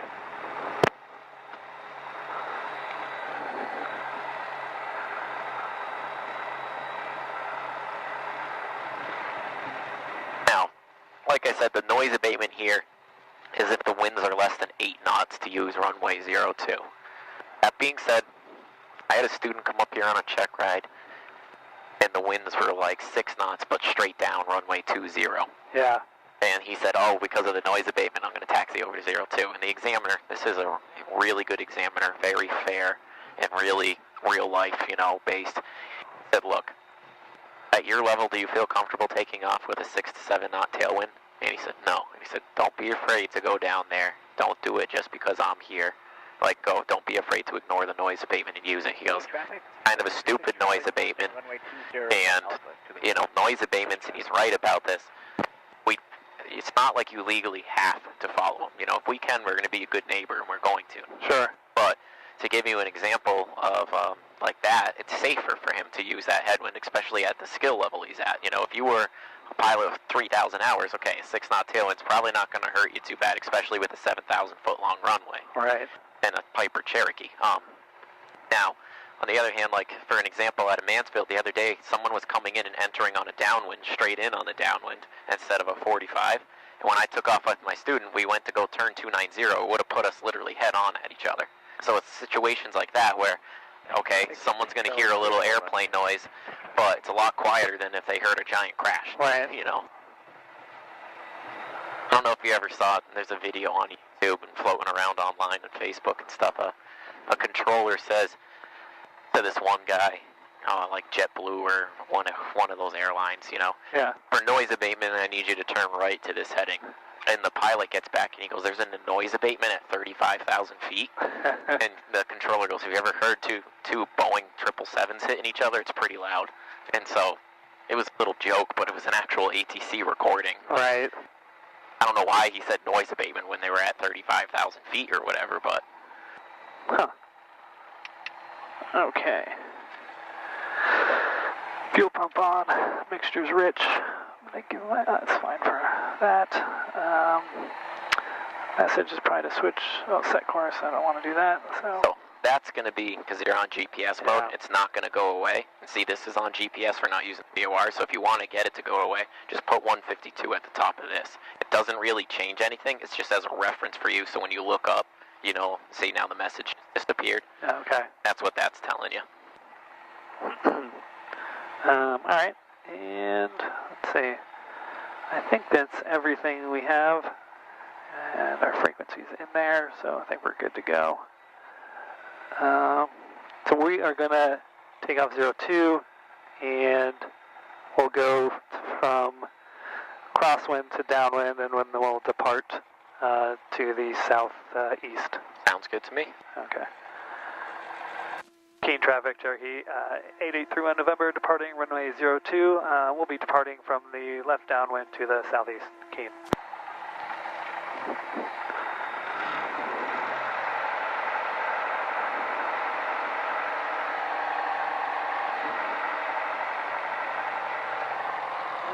Still don't see anybody.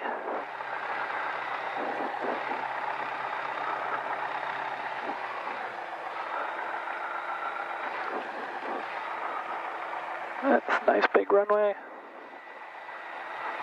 Full power. Right rudder.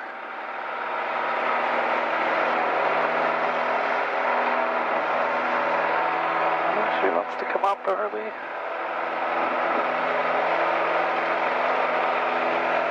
Let her speed up here a bit. There we go.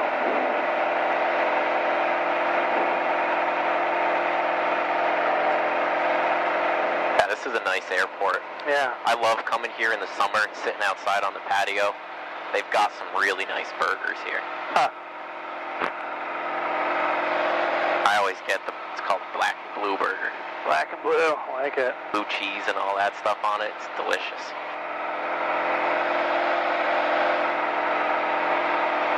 One thing I didn't do is I should have checked my instruments before we left, but I didn't. They all look like they're working right now, though, so...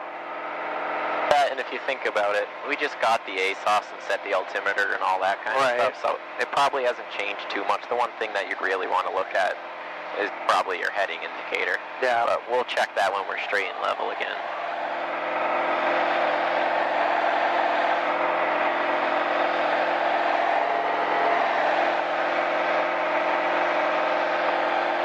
Keen traffic, Cherokee 31 November, on the left crosswind of 02, departing to the southeast from the left downwind. Keen. Nice. A little strange call, but that's all right. Nothing wrong with that call at all.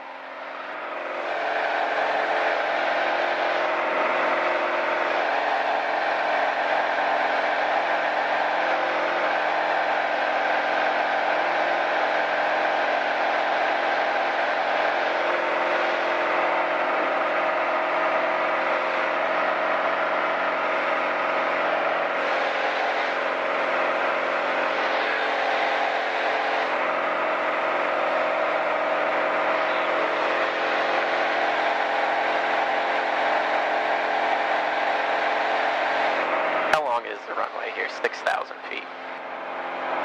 6,200. Longest runway I've ever seen. It was when I went into Amarillo, Texas. It was like just shy of 15,000 feet. So picture more than 2 of these runways. Right. Crazy how long it was.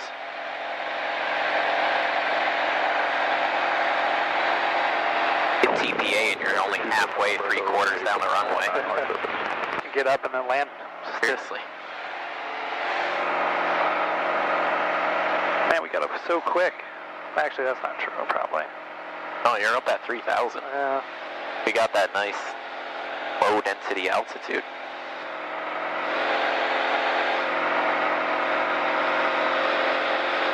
Keen traffic, Cherokee 31 November on the left downwind at 3,000, climbing to 6,500, departing to the southeast, Keen.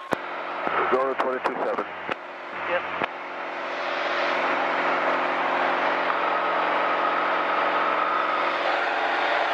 Alright, now what altitude are we going at? 6,500? Sure. No, we shouldn't go to 6,500. We should go to 5,500. There you go. Alright. Now see, say you did that on your check ride, the examiner's probably going to do what I just did. Are you sure? And then he might ask you another question. So what are the rules for picking altitudes? And you go, oh, if I'm heading east, I want to be, oh shoot, right, I want to be at 5,500. He's not going to like be, oh, check ride's over. He's going to work with you to try to make you get the answer. So. 7, base 416, turn false.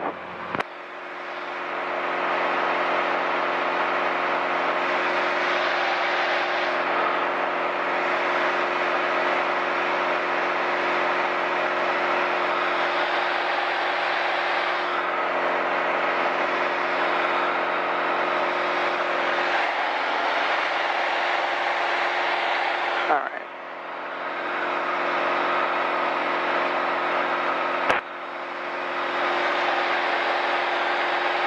So I guess we can make a call then to Boston Center. Alright. American 140, climb maintain flight level 230. Let me get my pen out.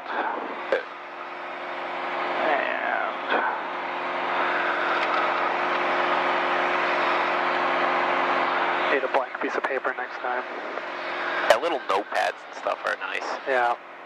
I don't like drawing on the scratch pad on the iPad. Yeah, me either, to tell you the truth. I wish I did, but I don't. That's honestly why I have this this knee board, so I can clip the little pad to it and stuff. Actually have 2 of these dumb knee boards. This one has iPad mount. Then I have one that just doesn't have these straps. Yep. Yeah. Boston Center, good morning, Woody 2018, Foxtrot, level 6,000, direct Gardner. Boeing 201 Yankee Foxtrot, Boston, good morning, altimeter at orange 3016. 3016, morning, Fox. American 140, contact Boston Center 135.32.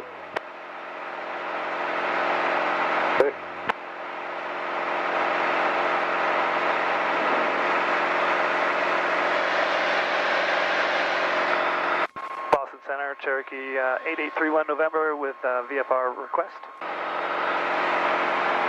What was it, 8813 November? 8831 November. Cherokee 8831 November, squawk 3422, and go ahead with request. 3422. We are about 5 miles east of Kilo Echo Echo November. I'd like to request VFR flight following to 1 Bravo 9er. Cool, roger. Jazz 457, climb maintain flight level 230. 3421.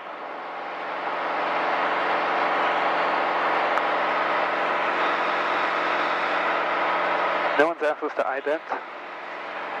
If he tells you to, then you do. If not, you don't. Right. Oh, you're right. That sun is warm. Yeah. Glad it's on your side now. You weren't joking. No, it's That's the hot. thing. These things are like little greenhouses, you know. 23 man. Hotel Kilo Boston, 11 altimeter 3013. 23 Hotel Kilo Boston, 11 altimeter 3013.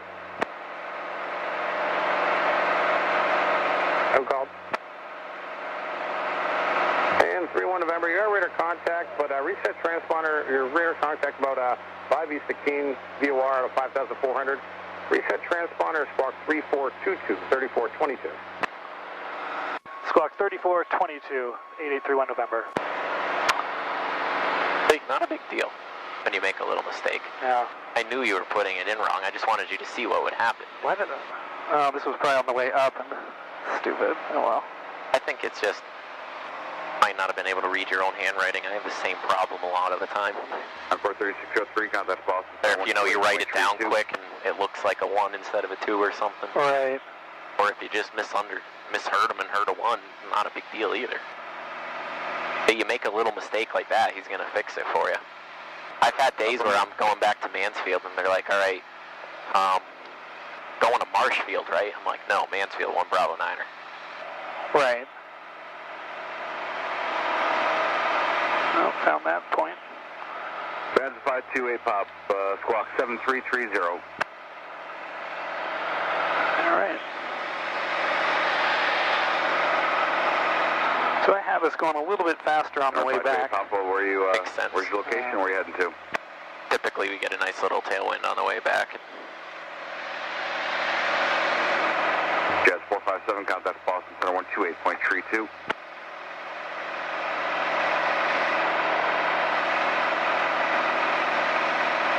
Our 458 pop radar contact, 8 miles south 11 on VOR, 4,500 feet, say destination.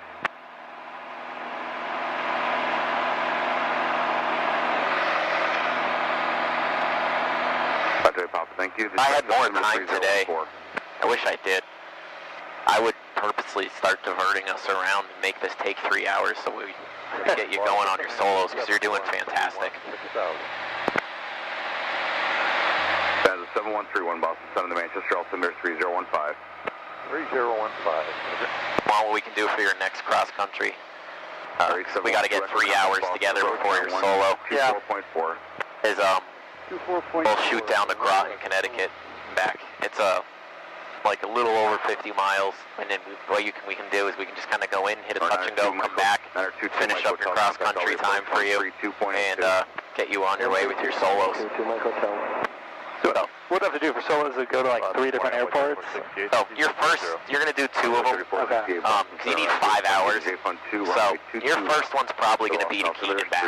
Do it by yourself, a nice, easy there and back. Do this kind of route where you're using VORs. Just don't shut the GPS off on yourself. Keep it open. Use the VOR down here, for example. And then your second one is the one that has to be at least 150 miles with 3 stops. And the third stop counts as Mansfield.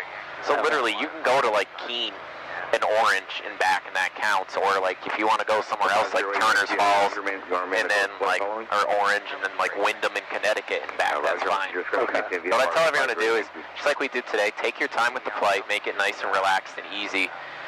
And then the next one that you do, make it take the remainder. So say your first solo takes you 2.3. Yeah. Make your second cross country take you 2.7. Because it sucks when you get back and you have like 0.3 flight time left and you have to go do a whole nother cross country because of it. Right. I mean, if you want to, that's fine. I'm not going to tell you. But this keeps it a little cheaper for you. So if you pick a route with VORs that's a little bit longer and stuff like that, you'll between the 2 of them, you can easily hit your 5 hours that's required. Gotcha. Once you're done with those, it literally just comes down to we're going to start hammering in maneuvers and do your night flight, and then you're on your check ride. Right. So you're in real good shape. You got the written done. You've got, now we're doing your cross countries and stuff. It's going to come sooner than you think, as long as the weather starts to, cooperate with us like these days and stuff. Remain in the code flight following up to your discretion. Maintain VFR 11 on altimeter 3013.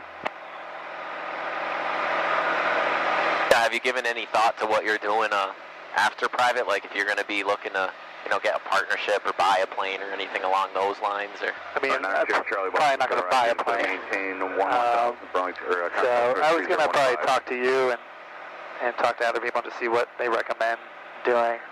The best thing that I can honestly say is, especially right now, the way the school is, we rent. It's just, we're so booked. Yeah. It's hard to get in time, to tell you the truth. There are other airports around, like Norwood and some other places and stuff that rent. It's just, you're paying top dollar for those airplanes when you're renting them, you know what I'm saying? Yep. The best thing that, in my opinion, that you could do is find a share or a partnership somewhere. Right. If you can be a fractional owner of the airplane. Those are really good. Okay, we'll be looking. 7131. I guess that's what I've already started looking online for those. Yep. My wife is going to kill me, but that makes a lot of sense. Yeah, and you know, a lot of times, if you get lucky, I've heard times where guys go in for a partnership and there's like 6 other partners, and like 3 out of the 6 of those other partners don't even have a medical and can't even fly. Right. And they just want to keep owning the airplane and, you know, being a part of it and stuff. So half of the people, and then some people are like, oh yeah, he flies, but he flies once a month, and then now it's really you and 2 other people, and you're owning a 7, which breaks the price down a lot for you. Right. Then you're basically just paying for your hours and your fuel and stuff like that. And then, you know, when you guys have an annual done or however the partnership's set up, you just all pitch in the money for it or whatever. Yeah. The most expensive part about it's just buying in, but I mean, like, if you look around, you can get them for, like, you can buy in for under $10,000, which Oh yeah, too I found bad. some that are much less than that actually. Yeah. Romeo Boston Center, Roger, higher in a minute, Concord altimeter 3015. And it depends what you want to do, you know. Like, if you're looking to rent the plane for weeks at a time, or something like that, or, you know, you just want to, you know, go up on the weekend, take your family and friends up somewhere and stuff like that. Right. I assume in the beginning I'll just go up and continue practicing everything. Yeah. And that's what I'll do. Just go have, you know, the $100 hamburgers. Right. Yeah. Air Canada 523, Boston Center, Roger, climb maintain, flight level 190. What airports are close to you? Like, If I wanted to, Beverly. yeah, Beverly or Lawrence. Yeah. Beverly's a little slightly busy airport, though. It's a fun little airport, though. Yeah. I did a discovery flight there. That's all I really know about it. Okay. Hi, Roger. LG discretion, maintain There's an interesting support relevant insight. flight school there.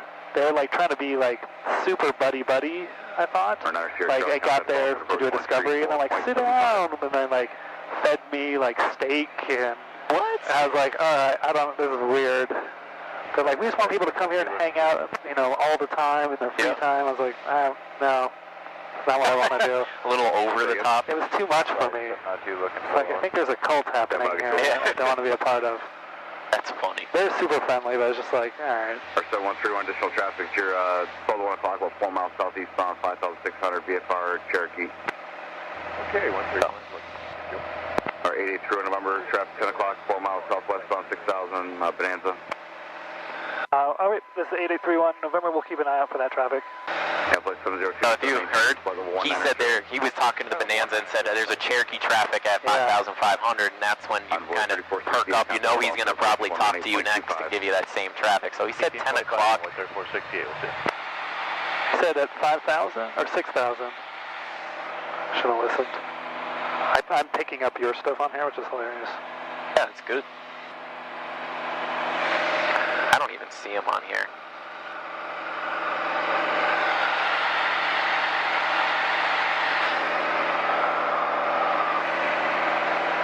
Air 5, Roger, 1 target stuff to your right side, about a mile northbound. Oh, he's behind us now. 400 feet below us. Right down, literally like right here. Right below us? Yeah. If you can, if not. I don't see him. Okay. Not yet, at least. Actually, that's a different traffic, it looks like. It says it's 400 feet above us. Roger, show him 11 feet, but let me know if you need anything. Oh, Well, he's not in front of us.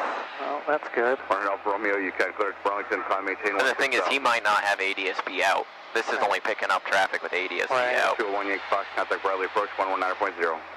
119.0, Yankee Fox. And flight 702 to center, maintain 7,000, Boston altimeter. You know what I've been thinking about doing?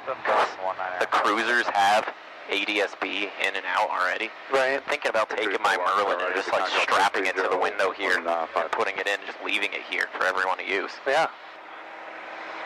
Might as well. So this is Wachusett right here, the mountain. You can see the slopes right here. Oh, yeah. And Boston Center, Archer 2157 Yankee with you. Good skier. So you're a big skier?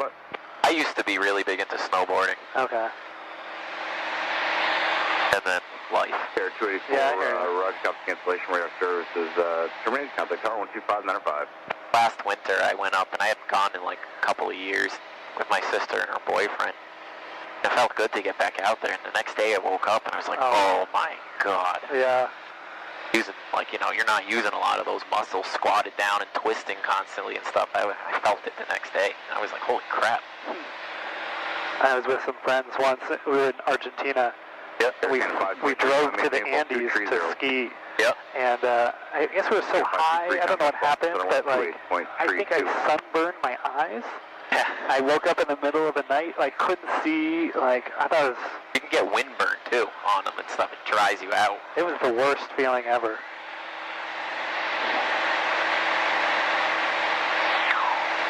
I went up when I went with my sister. It was freezing rain out. Yeah. And it was, like, below zero outside. It was miserable. And she had forgot her goggles at home. Really? So I'm like, all right, here, you can have my goggles. By the time I got to the bottom of the mountain, and this is a ridiculously small mountain, my eyelids and my little mustache that I had was like I had icicles hanging off. Like my eyes were just caked in ice. I could barely open them. Right. 3475. Or 57 Yankee, expect that in about 5 minutes after same frequency. Okay, we expect that, 2157 Yankee. For 7131, contact Bradley approach 119.0. Bradley, 119.0, 7131. Air 1027, Roger, no traffic, no one observed. Be in the field, radar service, terminates, block VFR. Have a good day.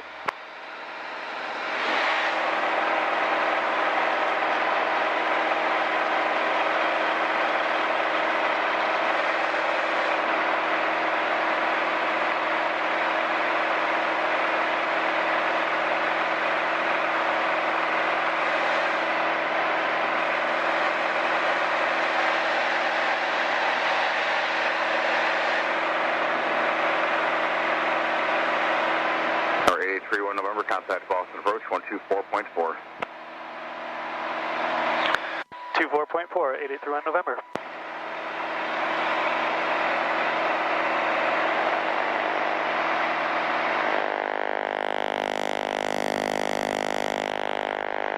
What's that? Attic. Over this is now Juliet, visual 25. Sounds like some kind of interference or something. 5. 125.05 for 170 form, so long, thank you. Exit jet 617, turn rate 180. Heading 180, still doing 23. He said Boston approach. Actually, expect 29. Okay, 29, exit jet 617. Damage, good speed 361, expect runway 29. Roger.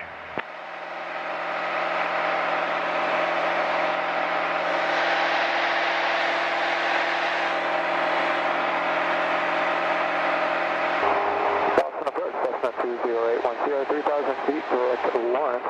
We have runway Bedford. Damage at 835, turn left 270. 270, damage at 835. Data 617, expect runway 29 and advise the airport and flight, turn right 200. 200, airport in sight, exit jet 617. 617, cleared visual approach me 29. Clear visual 29, exit jet 617. Damage 835, radar contact 7 miles northwest of Beverly. Sliding 250, climb maintain 3000. 250, 3000, damage at 835. Actually, I'm in the heading, just sliding 270, damage at 835, 270. Okay, going back to 270, damage at 835. Good speed 361, turn rate 110. Do you have the traffic to follow in sight? Insight, good speed 361. Damage 835, turn to 271. Turn back to the right, heading 310, please. 310, damage at 835. Good speed 361, turn rate 180. Right, 180, good speed 361. Boston Bar, Cessna 201 Sierra, direct Lawrence, 3,000 feet, we have runway on Bedford. Damage 835, climb maintain. And don't be afraid to hop in there. Okay. To check in. If you hear a little gap, Rio November's level 5,500. Just a quick. 361, follow the traffic, clear visual approach 29. All traffic clear visual 29, good speed 361. Damage 835, you can turn back to the left, heading 250 and contact approach 118.25. Boston approach, Cherokee 883 with November, level at 5,500. MH 8835, turn left 230, connect approach 118.25. 11825 today. Jet 617, connect to Bedford Tower 118.5. Yeah, see, when it's this busy, they wind Call at 5,500 feet. 31 November. I didn't hear him. Cherokee 8831 November. He just said who's calling at 5500. 8831 November, contact approach on 133.0. 133.0, 831 November. Damn it. That's alright. If you missed it, he would have just said it again. I was just trying to save him some time because he's like up the shitter right now. Sound like it. 133.0 is what he said. Yep. I never listened to what he's saying. Is it approach again? Yeah. Alright. Boston approach, Cherokee 8831 November, level at 5,500. Cherokee 8831 November, Boston approach, Boston altimeter 3015. 3015, 8831 November. Cool. What was that? Is it altimeter? Yeah. Okay. So now, just kind of look, see if your altimeter's set to 3015.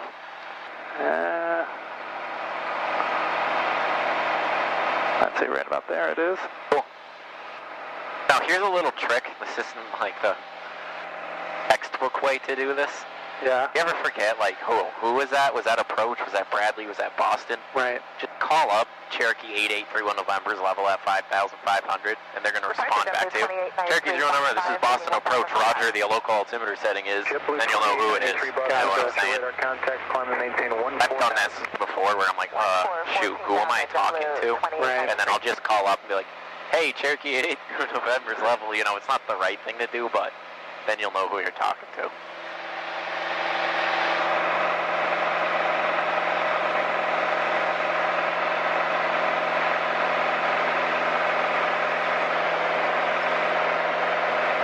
This little scud layer moving in. Yeah. Noticed that.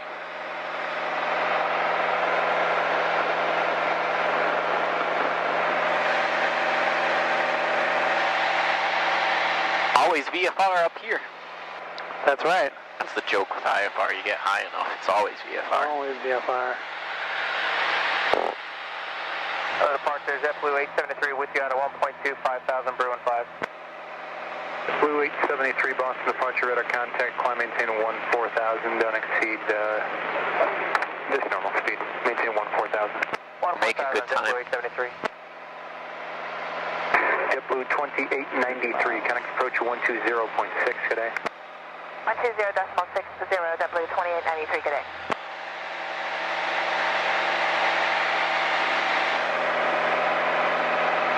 Now, what I want to try to look at if I get service, I've been messing with this. I got an app on here, it's called AVAIR for the Android. You have an iPhone, right? I do. Okay. I was going to tell you, I didn't know if you had an Android or an iPhone. It's a free app with the charts and stuff, and it's supposed to get traffic, like with the ADS, the Merlin and stuff, but I can't get it to pick up traffic for some. I have no clue where to do it. I mean, what I've been messing with for a while. But anyways, what I'm trying to look at while I got service is I don't think you're ever on the schedule right for like more towards the end of the day, kind of more in the beginning or middle of the day. No, I doubt I am.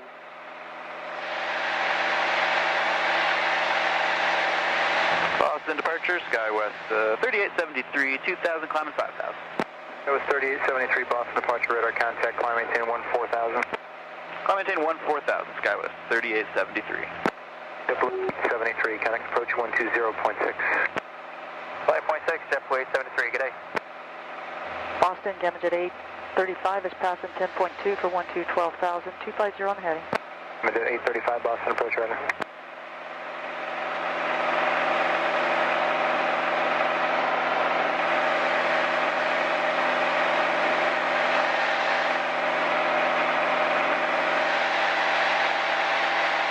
Talk to Deb when we get down about getting you back on the schedule for another one, then your solos. Cool.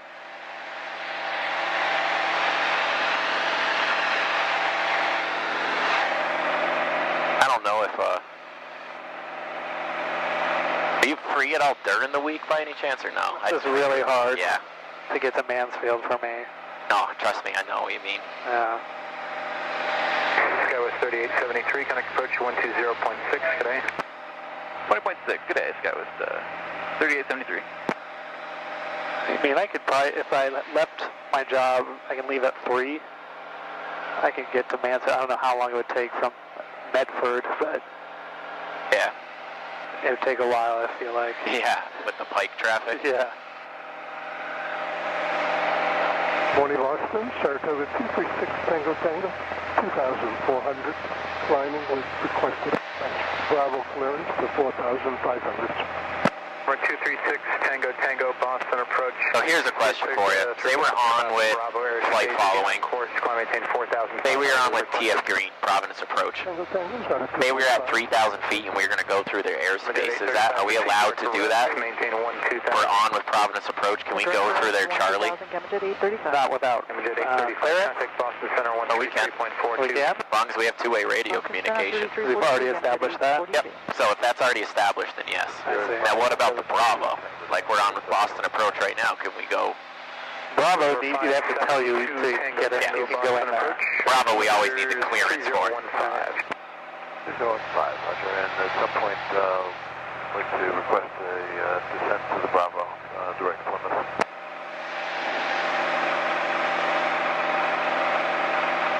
So unless you ever hear the words Tango, Roger, cleared through the Class Bravo airspace, let me know when you want don't to go into it. Right.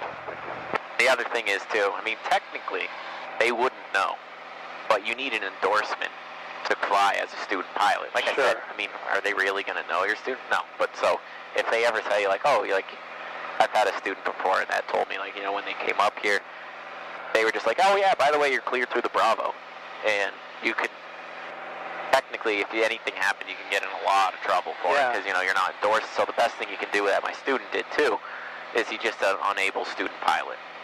And they said, okay, no problem, you can stay clear of it and stuff like that. Right. You know, sometimes they just think, you know, you're wanting to go through to make your flight shorter or faster, you know.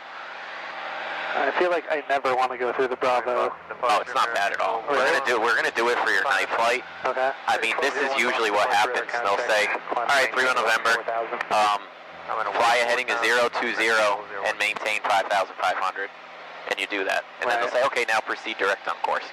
Or they'll say, fly direct over Logan, then direct to your destination. They'll give you a route like that. Gotcha. It's no harder than what we're doing right here. Right. You just want to make sure you're paying attention to your heading and your altitude while you're doing it. You don't want to drift off. Sure. I'm sure they'll talk to you. Less than 10 minutes airspace ahead. So it must be the Bravo they're talking about. Yep. So we'll skirt that just a bit.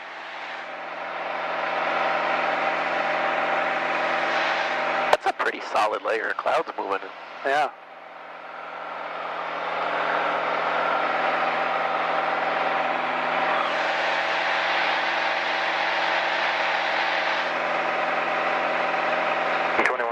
What's your present airspeed? 210. 2155, not above 230 to advise. Okay, no greater than 230, American 185. American 1201, connect approach 120.6. 20.6, we're to Logan. Number 236 Tango Tango, connect approach 124.4. 124.4 for 6 Tango Tango.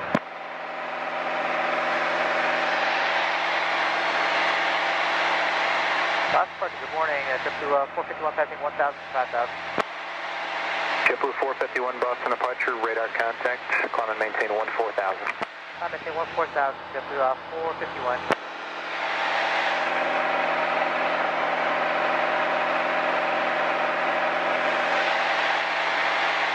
Really smooth up here today. I don't know why. There's a PIREP out for moderate turbulence. Yeah.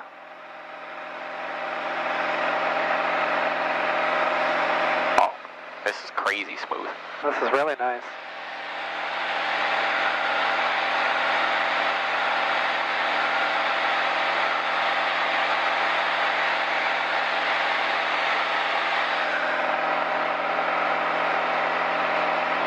Good, 20 miles.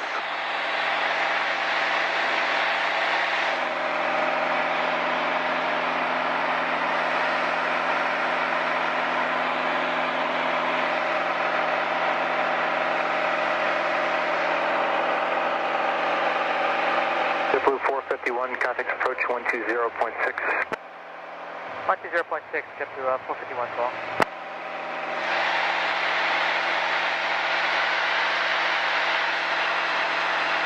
American 2155, turn right heading 220, resume normal speed, expect direct paths. 220, normal speed, American 2155. Got a little plane down there, but he's like thousands of feet below us, right over the highway, or over the road, sorry. We're just about to go under our wing right now. Oh yeah, got him. Climb and maintain 9 or 1,000. Up to 9,000, Brickyard. And then that bare spot that's kind of L-shaped at your 10, 11 o'clock, Yep. that's Norwood. Yeah. Huh. Yeah, the trick, I used to have the hardest time finding airports when I was a student pilot. Yeah. And the best thing I can ever say is just look for a giant bare spot. Like, that's and it might not look like an airport, but 9 times out of 10, you know, it's either that or you're pretty close to it. Right. Yeah, worst is worst, you could probably land there too. Yeah. It's there. Exactly.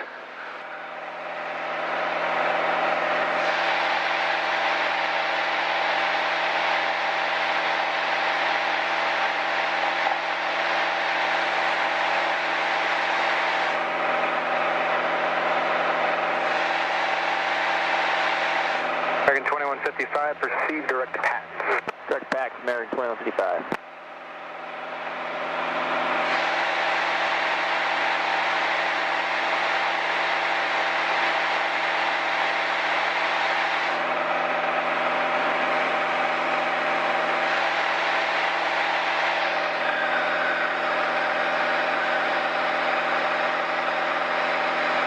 American 2155, contact Boston Center 133.42, good day.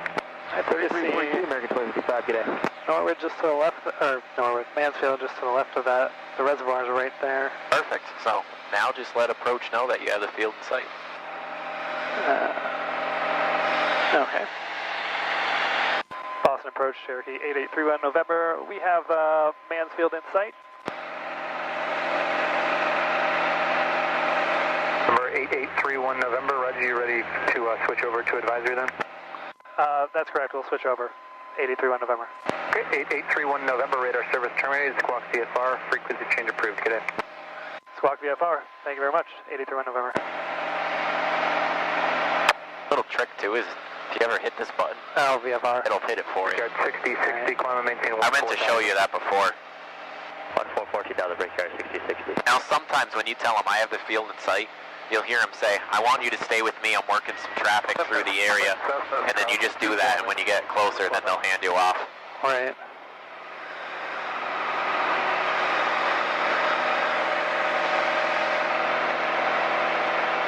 Still 13, so we'll call in a little bit. Cool. I like it. A really nice job today. Very well prepared. Got your waypoints, everything picked out. That's my favorite part of this. I love doing this. Do you? Oh man. Sonia traffic, helicopter 1660 Lima is 4 miles to the southwest.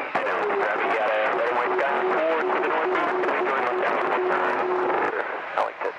Picture, you know, back in the day before GPS and stuff, when that's all you had was your compass, your headings, and your visual reference points. Right.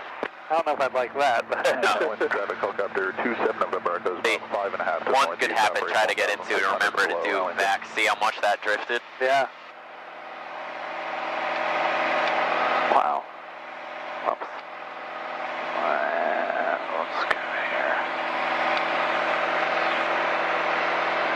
Near airspace, less than 2 nautical miles. That's fine.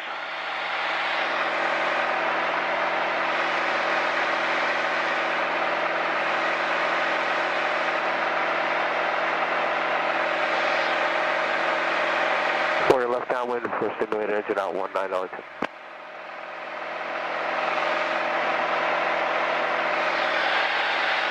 Mansfield traffic, Cherokee 31 November. We are 10 miles to the northwest, inbound for runway 32, Mansfield.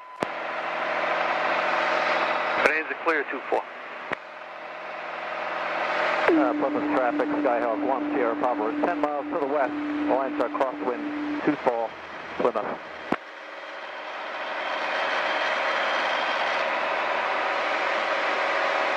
Alright, Plymouth traffic system. Okay, Warriors, beam the numbers left downwind, simulator engine out 190.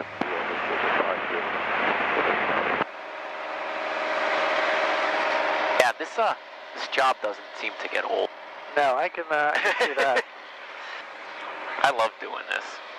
I would love doing this every day too. If I could, become an instructor just on the weekends, that would be amazing. Why not? Warrior, left base to final, simulator out, engine out 190.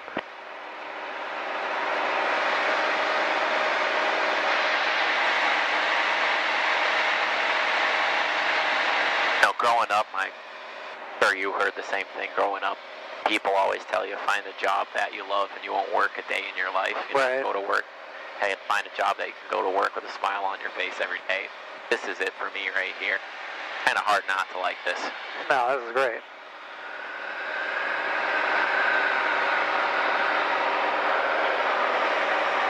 And this to me right here is really why airlines don't seem like fun. Mansfield traffic, if Skylane is 5. Yeah, you don't have a desire to be a part of the airline? Not at all. From east to west. I can see that. 1000. Midfield. Mansfield. I was listening I went to North Carolina a few weeks ago. And, I was listening to the pilots before we left the gate. Yeah. And they were like talking to the tower, and they had no idea where we were going. 6 miles to the west. And I was like, oh, guys. And I was like, where are you going? They're like, you could hear them like flipping through paperwork. They're like, Durham. We're going to go to Durham. 10 miles from the west. Right. We'll be entering a crosswind for runway 24 Plymouth. All right, what I want you to do is level it off at 4,000. We're going to stay here for a little bit. All right.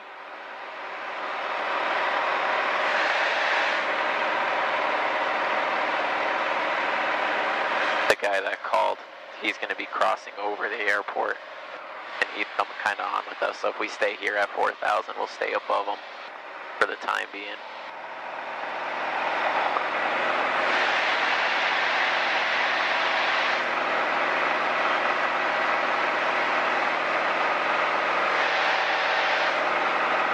Yeah, Plymouth traffic system, 4899 goes crosswind 24 Plymouth climbing through 1,300.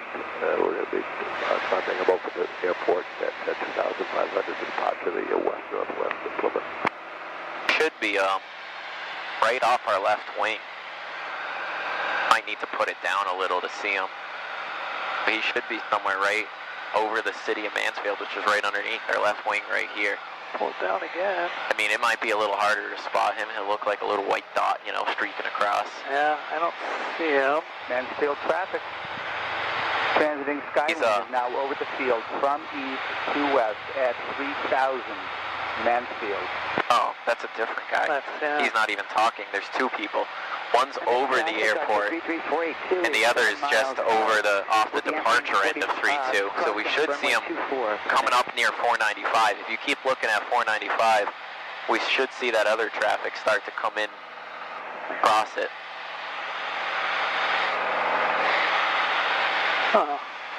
Not seeing him quite yet. No. Give us a little bank to the left. On a 1 mile crosswind entry to 24.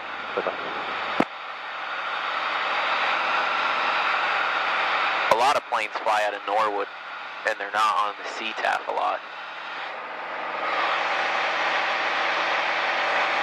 Now he just dropped off radar. The other guy's directly over midfield.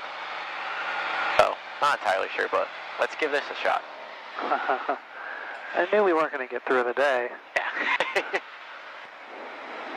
Mansfield traffic, Cherokee through in November is 3 miles to the northwest at 3,500 feet. Simulated engine out for runway 32. We're looking for that traffic overhead the field, Mansfield.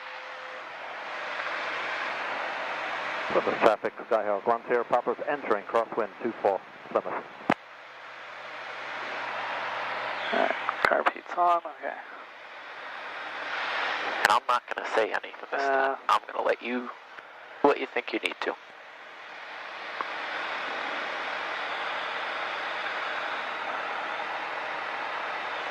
Mansfield traffic, the transiting Skylane is now 1 there he is. mile Good spot. west. at 3,000 Mansfield. Mansfield traffic through November is 2 miles northwest at 3,000. We got that traffic in sight. We're at about your 9 o'clock right now. Simulated engine out for 3-2 Mansfield. Second sight, and thank you, Mansfield.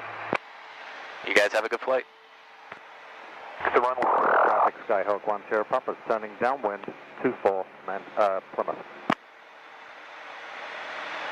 And Plymouth traffic, just the 4990, coming up over at the airport at 2,500 feet, heading west-northwest bound.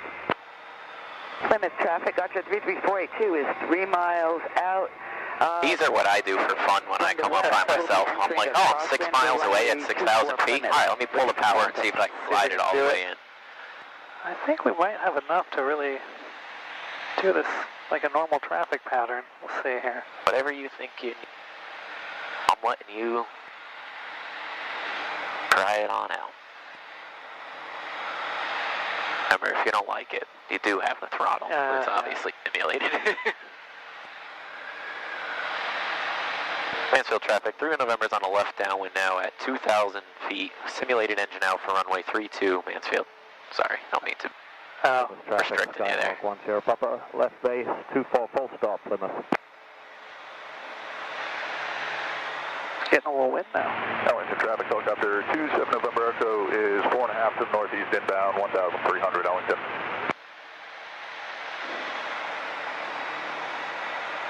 Plymouth traffic, Gardner 33482, entering a 1.5 mile crosswind for runway 24 Plymouth.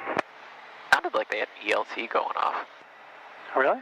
Yeah, I could hear it. Sounded like it in the background through their call. Tango Tango, presently 8 miles to the north. Check it. Inbound, I'll be making a left 45-degree entry for runway 24 Plymouth.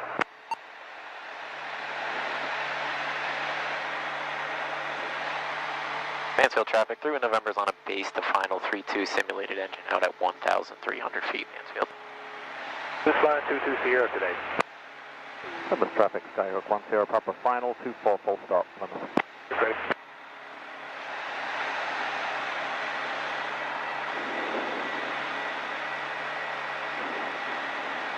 Mike. Plymouth traffic, Archer 33482, turning downwind, runway 24 Plymouth.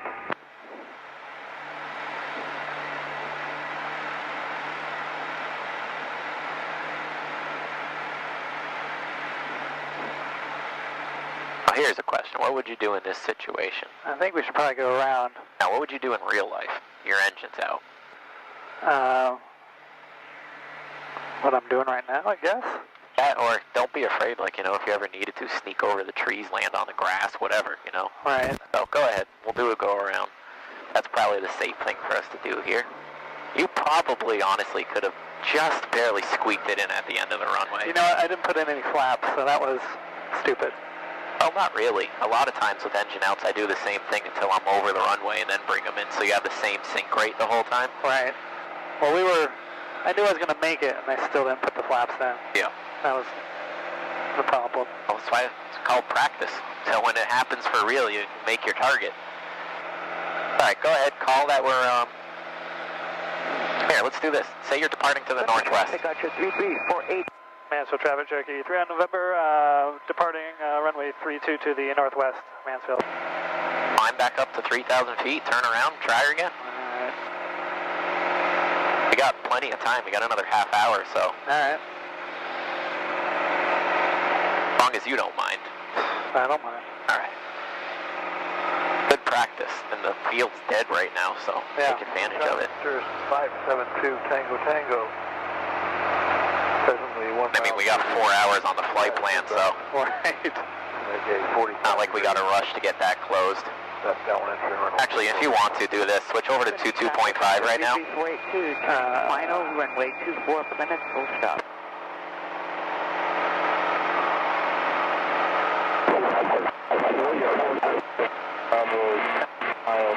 So do the same thing, transmitting and receiving on 225.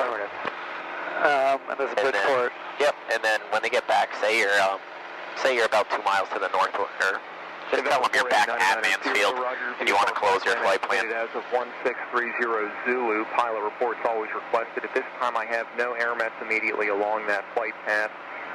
Monitor Plymouth automated weather current altimeter, and is there anything else I can provide you with, sir?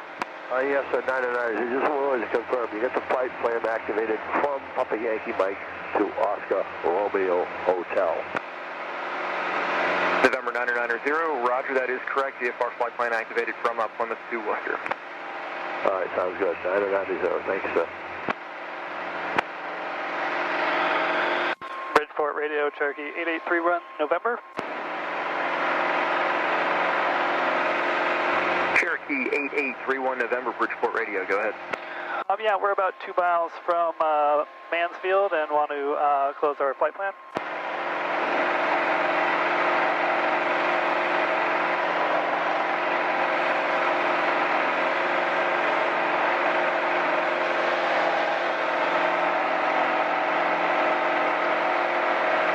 November 8831, November, roger, I do see your VFR flight plan on the inbound list, and that the VFR flight plan has been closed at this time. Pilot reports always requested. I have Taunton altimeter 3017, and you guys have a safe continuation of flight.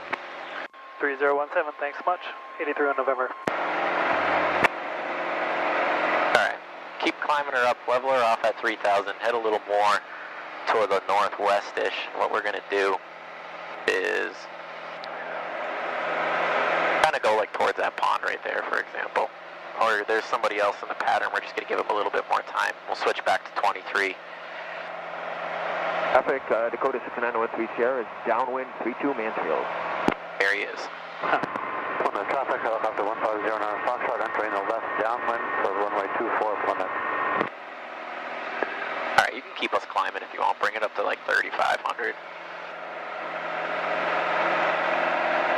482, just take the position that I'm in now. I'll move out the way. Sierra Bravo, 8 miles northeast. Traffic, sir, 576, Tango turning final, Downwind to 02. Thank Alright, keep us climbing. Give me a turnaround like you're going back to the airport. Alright. Mansfield traffic, Cherokee 3 November's 5 northwest at 3,500 inbound, 32 Mansfield.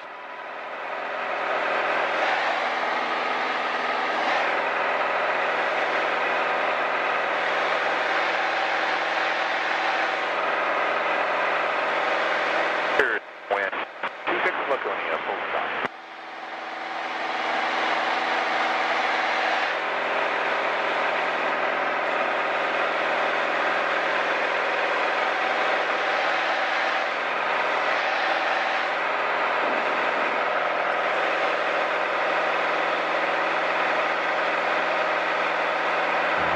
Mansfield traffic, Dakota 130, turn left base 32 Mansfield. Alright, there you go. Keep this altitude.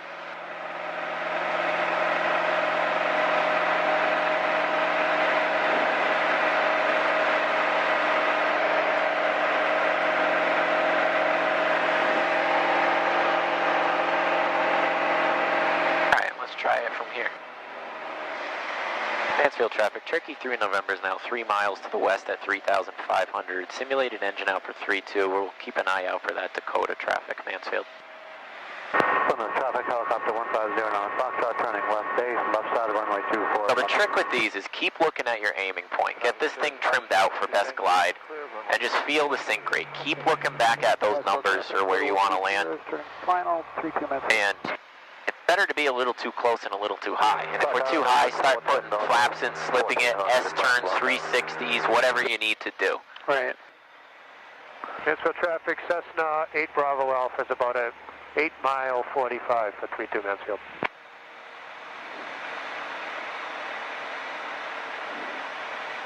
Plymouth traffic, Cessna 178 over 44, going to be midfield cross 1 entry 24 for the full stop Plymouth. Mansfield traffic, Cherokee 3 November is just coming up over the Norton Reservoir at about 3,000 feet, doing a simulated engine out for runway 32 Mansfield. Plymouth traffic, helicopter 150 on Foxtrot, turning final to left side of runway 24, avoiding 24. And that guy's on short final. Yeah, got him.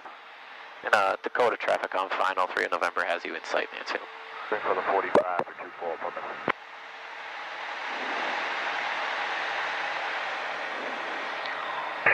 Unicom, Bonanza 411 Golf Juliet. Do you have an active today? I believe it's 28.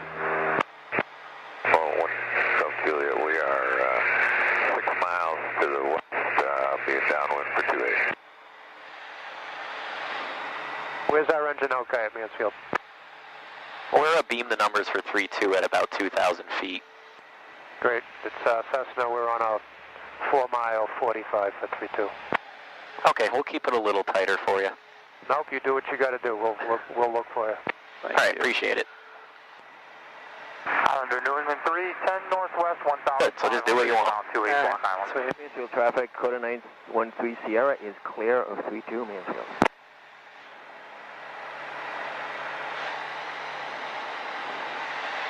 So I was pretty high last time, so I'm going to give myself a little bit more here. All right. But I also got flaps and stuff, so. Traffic, Coast Guard helicopter 6034, 5 miles to the southeast for northbound 2,300 Plymouth. Alright. Full traffic, Cessna 170, Smithfield, course 19324, full stop, Plymouth.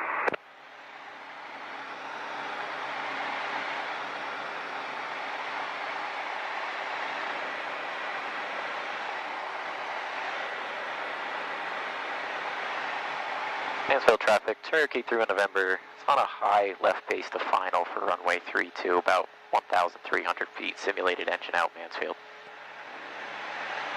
Cool, now here's the thing, you got that runway made for sure. Do flaps, do whatever you think. I'd put in like 1 or 2 notches, and I'd start slipping her. Alright.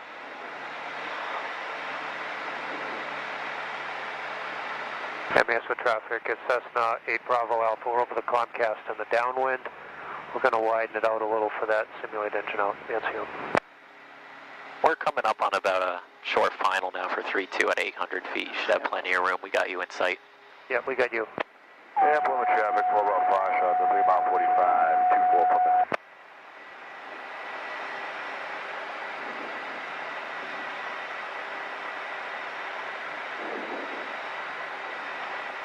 There you go. Now just keep that slip coming right into the ground, because you got that runway made. We don't want to eat up too much runway. 1,500 inbound, 28 Block Island. Luckily for you, these Cherokees, and not luckily for you, drop like rocks. Beautiful. Bravo Alpha, downwind to beam the numbers for 3-2 Mansfield. Traffic 170, left base. Now, touch that nose to the end of the runway. A little more up. Beautiful. Hold that picture. There you go. Keep it. Nice. That wasn't bad. Nice job. Nice job.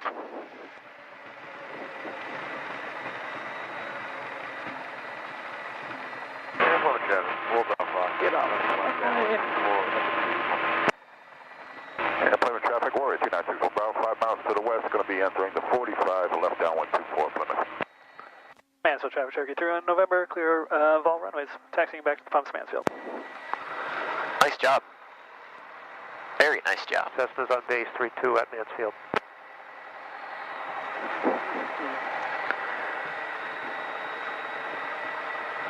So once you, like when I came in that time, Yep. we ballooned a little bit. Yeah.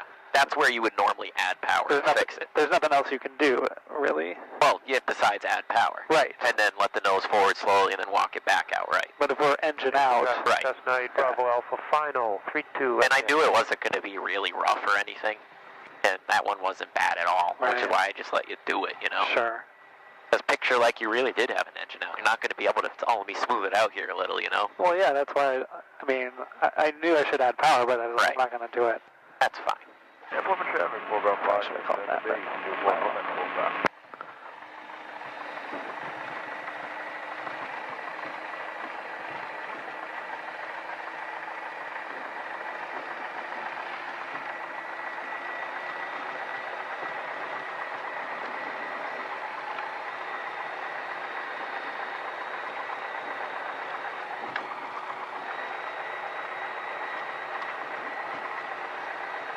Plymouth traffic, Cessna 5827 Foxtrot is 6 miles to the southwest, and we'll be setting up for 45 entry for downwind 24.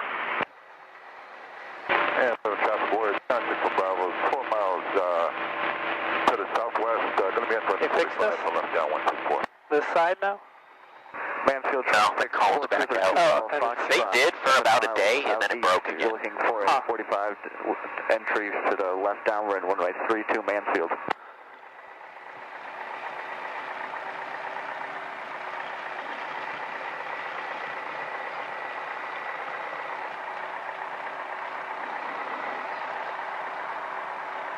Plymouth traffic warrior 2964 Bravo, 3 miles, 1145, left down 124.